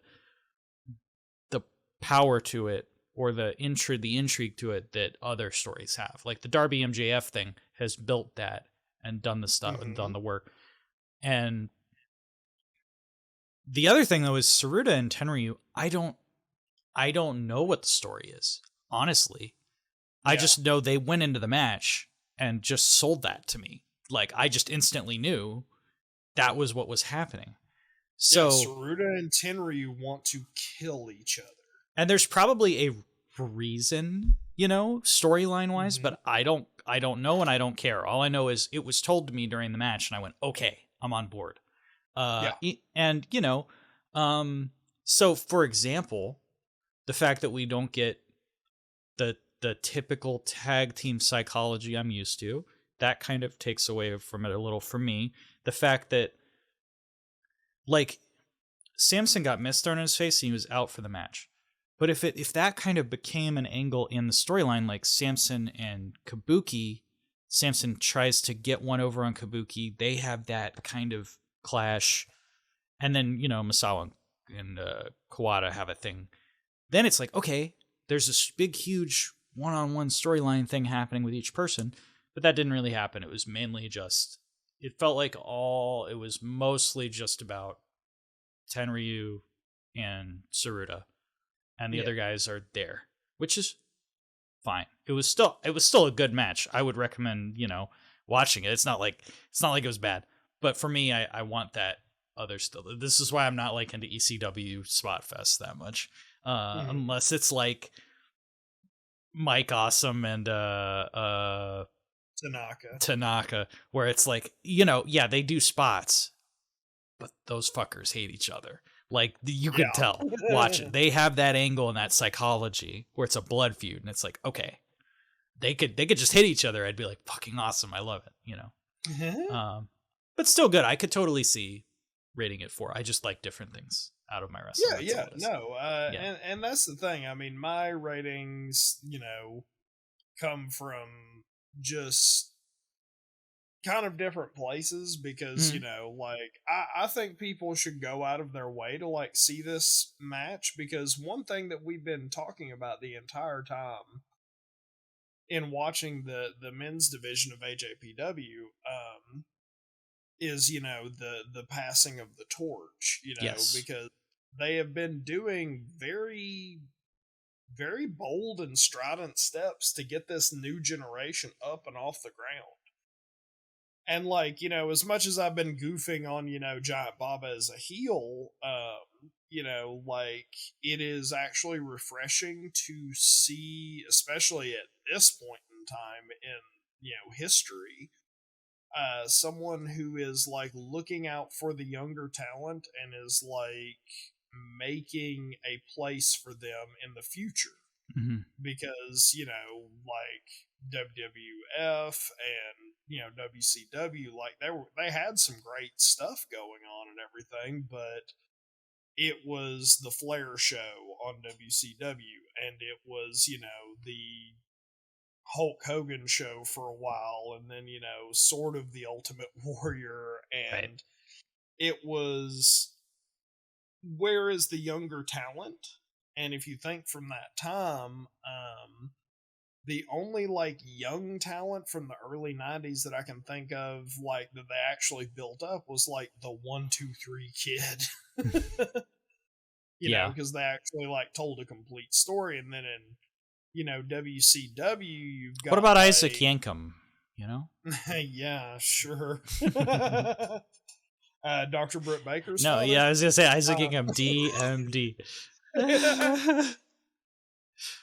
Because, yeah, in WCW, like, the young up-and-coming talent in, like, 92 or so,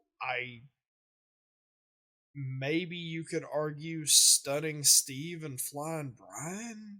But... I love Brian Pone, but yes. Yeah, the Steiners. The Steiners were wrestling in the 80s, though. That's true. They were a well-established tag team by the 90s. Like, you'd have to look at, like, cruiserweights, but that was, like, later, you know, that's later. Yeah, I mean, the Rockers. You could argue the Rockers, but then, you know, Marty Jannetty PJ Polacco girl. Yeah. And Vince McMahon just on reflex buried the murder. Oh, Marty. Yeah, so I agree. I think one thing I will say, as much as we make fun of Baba, I will say pretty much every show we've seen has been pretty well booked. I don't see a finish and go, what the fuck? That I'm okay with Abdullah getting the win. That was totally fine. Tiger Mask was definitely the best person to put over in that match. And Samson was the right guy to lose. 100%. Oh yeah. I saw the lineup and I was like, well, I know he's eating the pin. Which is good. And then the Bulldogs they're doing some push for the tag team thing that'll happen which will get fucked up down the line, but that makes sense. I don't hate it. And also they keep giving pins to Dynamite, which is thank fucking God. It's just the cutoffs that suck, but that's a minor thing, you know. It's minor. The Bulldogs are, like, doing their thing, but they seem like an attraction. Right. They are there to be an attraction. And I'm fine with that because, I mean, during this time, like, they were bouncing anywhere and everywhere, and you could not rely on Davey Boy Smith to be at shows. Right. Like, are you aware of, like, his shit he would do? We talked about it last time, I think. Yeah. So yeah. And then also like the women's shows, I mean, you can say what you want about Akira Hokuto, I get it, but like the overall it's booked very well. Like they are pushing the right people, having the right people win. Even when people lose, they do not look like shit. Yeah, they don't lose. You know. God, who was it? Dream Orca. Still super over. Manami Toyota, obviously super over, but they, even though they're losing, are we sure it's Manami Toyota? It's Manami Toyota, okay? Okay. Oh, oops! My notes here say Tanami Moyota. Oops. Whoops. Oh, Tsunami, hell yeah. Oh, wait a minute. This isn't Ric Flair. It's Buddy Landell. Whoops. Oh, I'm sorry. I made a whoopsie. I thought it was Ric Flair because of the hair and the natural, but it was Buddy Landell. I'm sorry. Oh God. Has anybody really ever made that mistake? Like, do you think Buddy Landell ever had an argument backstage because somebody was like, "You're not Ric Flair. What the fuck? I'm not paying you that much money." You know that's happened to John Cena Sr. Like, 100%. Somebody's tried to book a John Cena. He's like, "Yeah, I'm John Cena. I'll come to your show. To pay me thousands of dollars," and he shows up. It's John Cena Sr. They're like, "You're not John Cena." I am. It says right on my license. Like that's had to have had. It's carny fucking horseshit. Oh God, is John Cena's dad a real bad carny? I mean, define bad carny. He's a carny. Well, I mean, he does indie shows. Oh, for real? Yeah. It's been a thing. And I'm sure, like, on most of the posters, it says John Cena Sr. And it's got a picture of him. It's obviously not John Cena. Like, you'd have to be a mark. It's they're just trimming them. But there's also marks who will go to a show specifically to see John Cena Sr. Like, that's just the way it is. So John Cena, like, the WWE story for Cena has always been like, this kid grew up in West Newbury, Massachusetts, and wanted to be a wrestler, and here his dad is running wrestling shows the entire time with the fucking N. I don't think he runs shows. But even that story you said is bullshit, because John Cena is a fucking specimen built in a laboratory. The dude was like a nutritionist, like, expert. Like, he's basically a bodybuilder who decided he wanted to wrestle. Like, that's like saying Lex Luger was like a small hometown boy who got,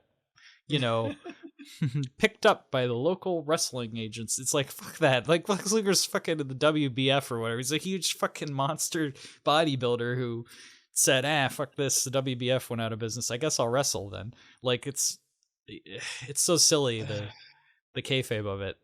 John Cena wasn't a small little homespun guy who's like, "Oh, wrestling would be fun. I'm just a little rapper dude. I guess I could do it." That's what they'd have you believe, That's the thing. Like, turns out his dad had the N, like, okay. It's just like when I look up random wrestlers, and because I'm like, hey, I wonder what their deal is, and it's like, oh, they're like third generation, and I didn't even know. It's like half of the Inoue clan, Yeah. Where you're like, oh, that's why Tamina gets to wrestle. I didn't know. Yeah, that's the thing with WWE. It like has really seemed like for a long time that it is like only people with like inroads who are going to be there. And I mean, that isn't necessarily a bad thing sometimes, but I mean, you do get some fucking Dory Funk Juniors out of it. Like, yeah. And some of those people still don't go any, like, $1 Million Man's kid. Yeah. What's his fucking name? I can't even remember his name. That should probably tell you how. It's like Junior. It's not even. Yeah, it was Ted DiBiase Jr. Ted DiBiase Jr. Yeah, like what happened to Ted? The ref tried to fuck on him, and then he. Where's that referee? He's trying to fuck on me. Well, with that one, do you remember his stable with Cody Legacy? And then I was not watching, but I know about it. Yes. Was he in the core? Remember that? Well, they were originally with Randy Orton, and they were all the Legacy, which was a cool stable. Mm-hmm. But it was all the time just Randy Orton being a badass, and they lost, at their expense, all the fucking time. Yeah. And then for, I think it was a WrestleMania or a SummerSlam, Orton, they had kicked Orton out of the Legacy, and they, good move. Kept it, which was cool. But then they had a match against Orton where it was a 2-on-1 handicap match. And they lost. Can you guess who won? Randy Orton. Yeah. Randall Keith. And it wasn't, and Randy Orton the whole time just beat the dog piss out of him. There was never any time where you thought Randy Orton was in peril. No. This is like when the League of Nations was formed to get Sheamus over. Remember that? Nobody remembers that. But yes, WWE has a lot of that stuff you would not even assume is a thing. People that aren't really even... Isn't Natty related to Jim Neidhart? Isn't that her thing? She's daughter. Natty Neidhart. So yeah, how is Jim Neidhart related to the Harts? Jim Neidhart married one of the sisters. Okay, one of the Hart sisters. This is the thing about the Harts, is shit is so... It's beyond third generation. It's literally just, oh yeah, I'm Bret Hart's former roommate's cousin, so therefore I'm in the new Hart Foundation. It's ridiculous. It's you fuck's sake. If you think about the Harts, wrestling wise, because fucking Davey gets put in that clan because he married in. It's no. Mm-hmm. As far as I'm concerned, it's Bret, it's Owen, and arguably Stu, which really shouldn't matter because he when was he actively wrestling? Fucking a million years ago.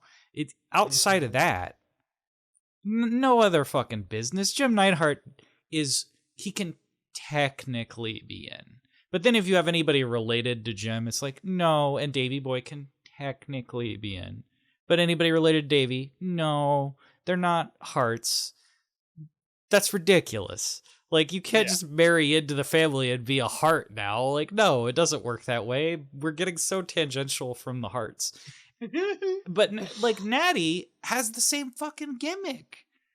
Mm-hmm. She's got fucking Harts, and I think she came out to, basically fucking Bret Hart music. Yeah, she just ridiculous. And I like Natty, don't get me wrong, but it's what? You're not Bret Hart. At all, by any stretch of the imagination. If you want to come out to Jim the Anvil Neidhart's music, feel free. I don't know what it is. I don't think you want to. I think you should just get your own gimmick. That's what I think. You look like $1 million. You can wrestle. Just do your own fucking gimmick. It's like how Roman came out with the Shield gear for fucking age. Does he still do that? By the way, I really hope not. I don't watch, but. I couldn't tell you. He came out to the Shield theme forever too. It was fucking ludicrous. Yeah, forever. Yeah, he has a new theme only just recently. I mean, that's he insane. Started the Bloodline thing, he got new music, and even then, it's kind of weird. I like it, but it's odd. Yeah, it's but WWE doesn't have much impact. WWE is so caught up in the legacy of things and the prestige of blah, blah, blah. It's just make your own fucking gimmicks. Tell your own stories. Make your own fucking movies. Mm-hmm. Yeah. Yeah. Which, I mean, this leads into, I've just figured out who I'm going to nominate for the Wild Pegasus Award this week. Yes, go on. For this week, Giant Baba. It's not Giant Baba. But the wild Pegasus for this week is going to be Stu Hart. Oh, really? It's Stu his Hart, fault. you horrible, abusive piece of shit. You fucked your kids up so goddamn bad. I hope that you are getting stretched in hell, you old piece of fuck. Is Stu Hart dead? Yeah, he's super dead. So I'm not going to Wild Pegasus this one because you cannot besmirch the dead. Yeah, I was gonna say that's not gonna help much. Yeah, you have caused more pain and anguish in the wrestling industry and normalized the ideas of abuse that have pervaded in wrestling, that have forced more people into harmful situations than can even be counted. I hope you are burning in hell right now, you piece of fuck. See, I know you're talking about Stu because you said it, but if I didn't, that could be like 50 billion people in the wrestling industry. True. But this one's dead, and you cannot libel the dead. So we don't even have to Wild Pegasus this one. Oh, poor Brett. Hope you're not listening to this, Brett. It's a work. It's fine. Well, I mean, I know Brett, you take everything seriously. I know you love your daddy. I get it. I very much understand. But you need to understand that he did abuse you. He abused the hell out of you and Owen. Well, yeah, but it's water under the bridge. I'm sure they made up before he died of... I don't know what he died of. He died of being a big, huge arsehole. Damn, you can die of that? There's that one story that I heard where, like, Brett was talking about, like, getting into, like, innocent child shenanigans with one of his brothers. Probably Bruce. Oh God! Like they essentially like stole a pie off of a windowsill. Like, you know, I was stupid. Go ahead. Stupid horseshit, like innocent horseshit like that, and like Bret Hart sitting there talking. Yeah, we got the pie or whatever it was, and then Dad found out, and when Dad found out, he stretched all of us. In the dungeon. I remember him hitting my brother so hard that you could hear it across the house. We had a big house, so I knew my time was next. Yeah, but did he sell? That's the question. Okay. But okay, see, I would probably be more up for nominating Bruce Hart because Bruce Hart's fucking hilariously corny. He's the dude that stepped on Vince McMahon like when he walked over him or whatever. Like, oh God, he's so funny. Isn't Bruce Hart also the one that runs the Hart Wrestling School and like shows up one day at the end of it to collect the money? He's like the carniest of the Harts, which is saying something. Well, only because Stu's not around. I don't know if Bruce is still around either. Probably. Anyway, I'm not nominating any of the Harts. I respect the lineage, the actual real lineage. I don't respect fake pretenders to the Hart name. Ridiculous. Well, that's the other thing. Okay. If Stu was so terrible, which he obviously was, why would you pretend that you were in the family? That's so fucking weird. What a bunch of weirdos to be like, I'm like Bret Hart, except I'm fucking Jim's son who was married to fucking Martha or whoever. I don't know. It's like ridiculous. Yeah, and then like there was Tyson Kidd. Like, did Tyson Kidd marry Natty? Yeah, I think so. Husband? Yeah. Yeah, and then he claimed like Hart legacy at that point as well. And can you imagine? Can you imagine if everybody in the Inoue family was an Inoue? It would be a fucking nightmare. You wouldn't even be able to keep track. Like it's like fucking Roman, Tamatanga, Tamina, fucking Rikishi. It'd get to the Yokozuna. It would get to the point where they just had regular names. They're like, that's John Inoue, that's Jim. They're all J's. You completely lose track. It's like the fucking Duggars, you know, like Oh God. 12 kids and counting or whatever the fuck. You'd completely lose. There's That's Derek Dylan, and that's Dylan and Dylan, Dustin, Demetrius. Derek, Like we start getting wacky with the names because Donovan. That's Jeremy over there. Donathan, yeah. There's Dominic and Dominic. Oh my God. Yeah, it would just. What if they were all just The Rock? Because The Rock 2, The Rock 3, Rock Jr. over there. It's like George Foreman's kids, where they're all just named George Foreman. Has The Rock had kids yet? Yeah, he's got 3 daughters. Really? I think the oldest one is 14, I want to say. I know there were a bunch of really shitty catty rumors about him being super gay, but they were very rude. Yeah. Yeah, that's... I mean... For a guy who threw them, it was probably like... Oh, I think it was Nash who threw those around. And you can't believe anything Kevin Nash says. Oh, Jesus Christ. Yeah, it's typical. Every time Nash talks, I have to like scrub my ears out with peroxide. Yeah, you know what? I'm nominating Wild Pegasus as Kevin Nash because fuck that. I feel he's worse for the business. Stu Hart wasn't really unless you count Stampede Wrestling with Super Ninja. Well, I don't. Here's really... the thing. I say Stu Hart is bad because he helped to normalize the idea of like being tough and like accepting physical abuse for like doing what is essentially a job. See, Kevin Nash is the complete opposite direction where he normalizes not doing any work at all. I mean, here's the thing. Other than him having bad and shitty opinions most all of the time, I really respect his work ethic, which is nothing. I respect it. Here's the thing. I have far greater respect for Scott Hall because Scott Hall got paid and he stayed at home, which is the ultimate not working. If Kevin Nash stayed at home, I would respect it. The problem is he showed up and then did nothing. That's worse. That's like, just don't show up, dude. Just stay home and collect your check. You know? Well, no, he showed up, tore his knee out. Did the hair flip. Came back. Important move.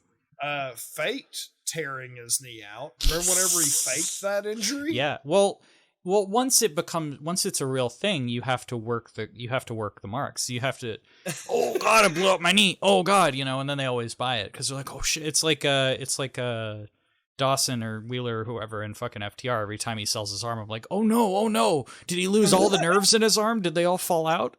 I hope he can still wrestle. Oh God, I hope his arm doesn't get flavor blasted. You just watch Lance Archer sell his forehead next week and you'll freak out. You'll be like, oh no. And he'll do it in every match. She'll be like, oh, my brain hurts. And you'll be like, oh no, Lance. No, God damn it.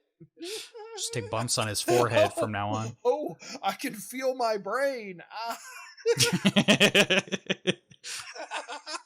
God, do you ever have that problem where you can feel your blood? That's like the Vince. I can't feel my feet. Anyway. Oh, I saw someone reposted that little promo that Kurt Angle did back in the day whenever Triple H was returning after a quad injury. Mm-hmm. And he was talking to Christian. He was like, and what? Triple H? He blew out his quads? Huh. What are you talking about? That's a nothing. I blew out my quads this morning and I'm fine. I'm jumping around. Very funny. Probably true as well. He kind of should have been like, Triple H, what quads? That dude's strictly upper body. It's no wonder. Like, what quads did you blow out? I didn't know you had any. God. Well, didn't Triple H didn't he have some horrible fucking... It wasn't like when Vince blew out his quads, because that was comical. Because he bumped the ring apron.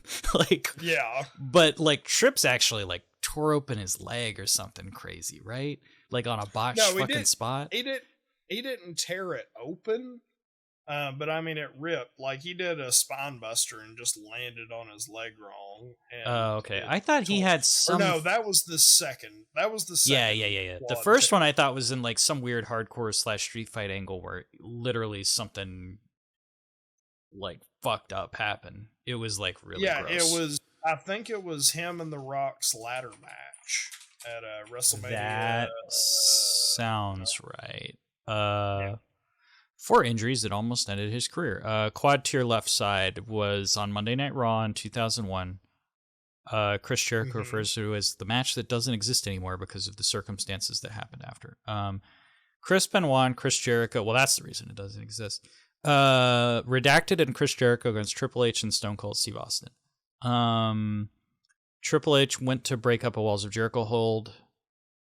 Yeah, that's right. Oh, no, that's the basic one, though. Yeah, he just fell wrong. I mean, it's not basic, quote unquote, but it wasn't like horrible. He had an almost life-threatening throat injury. Vince Rod Van Dam. Second quad tear was 2002. DX rated RKO. His quad just gave out. I could have sworn he had some horrible fucking... I guess he didn't. Maybe I'm thinking of somebody else. Yeah, he didn't have a catastrophic... Because, I mean, that match with rated RKO, like, they finished the match and Triple H fucking worked it like dog bless him.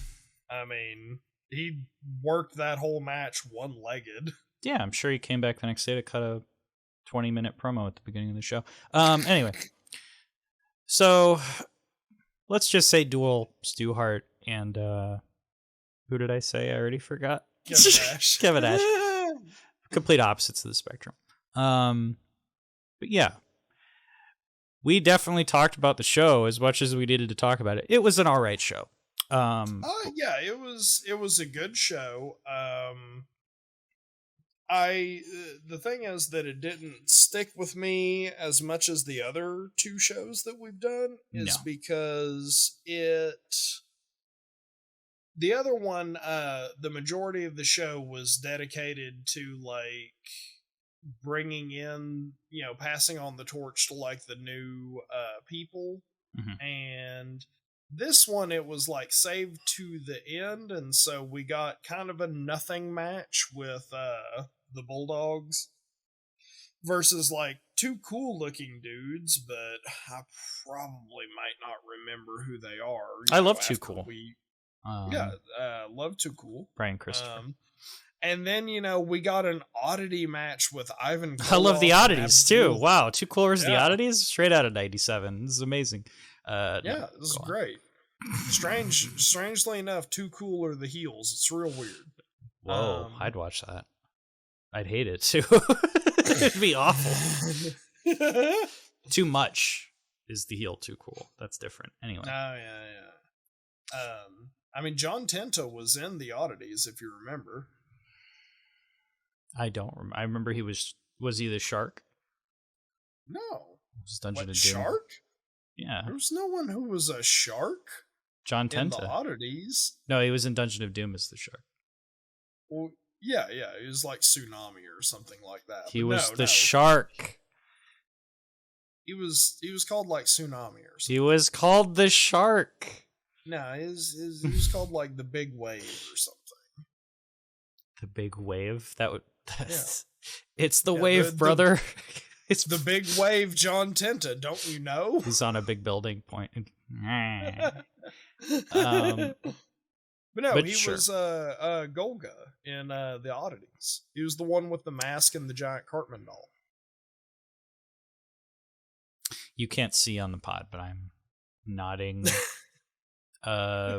understandably, even though I refuse to believe that. This is like Naked Midian. I know it happened.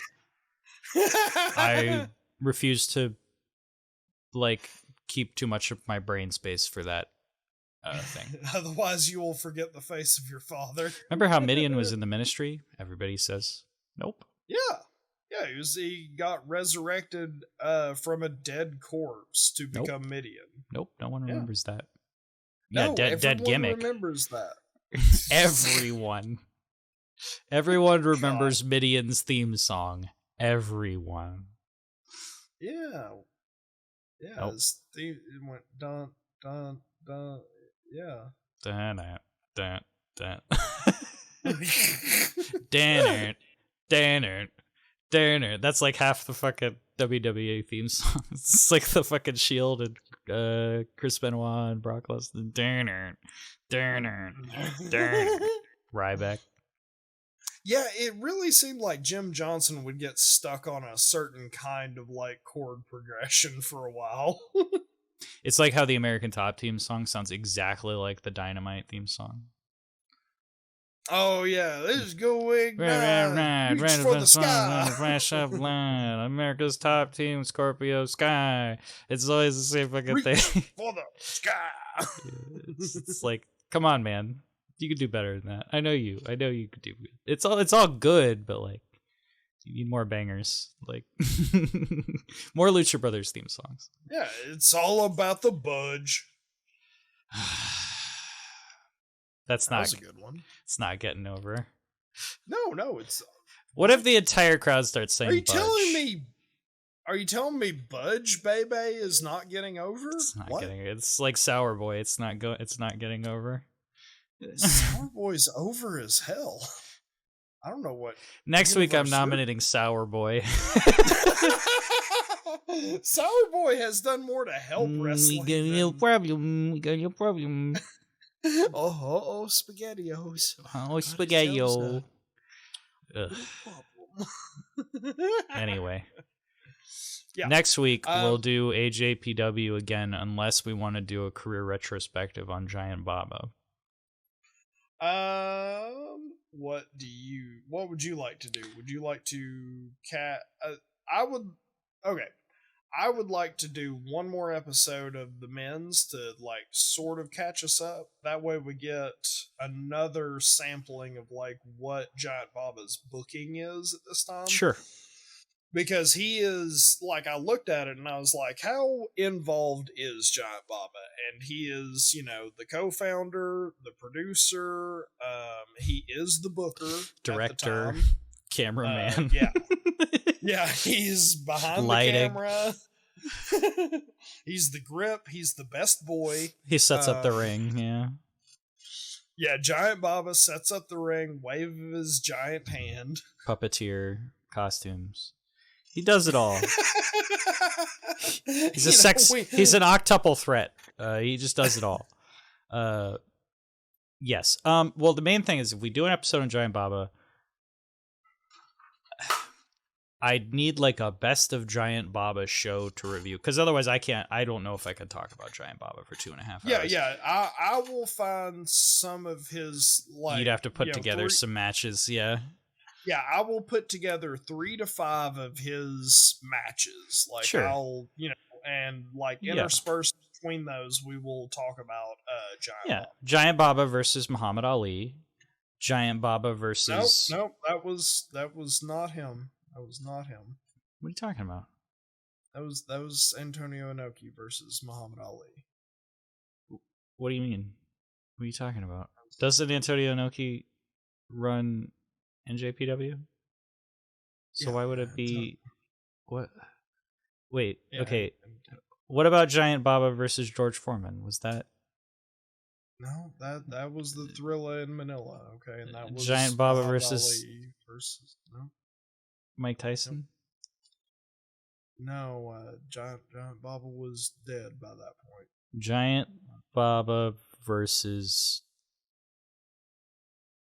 Torito. Is that his name? Little Bull?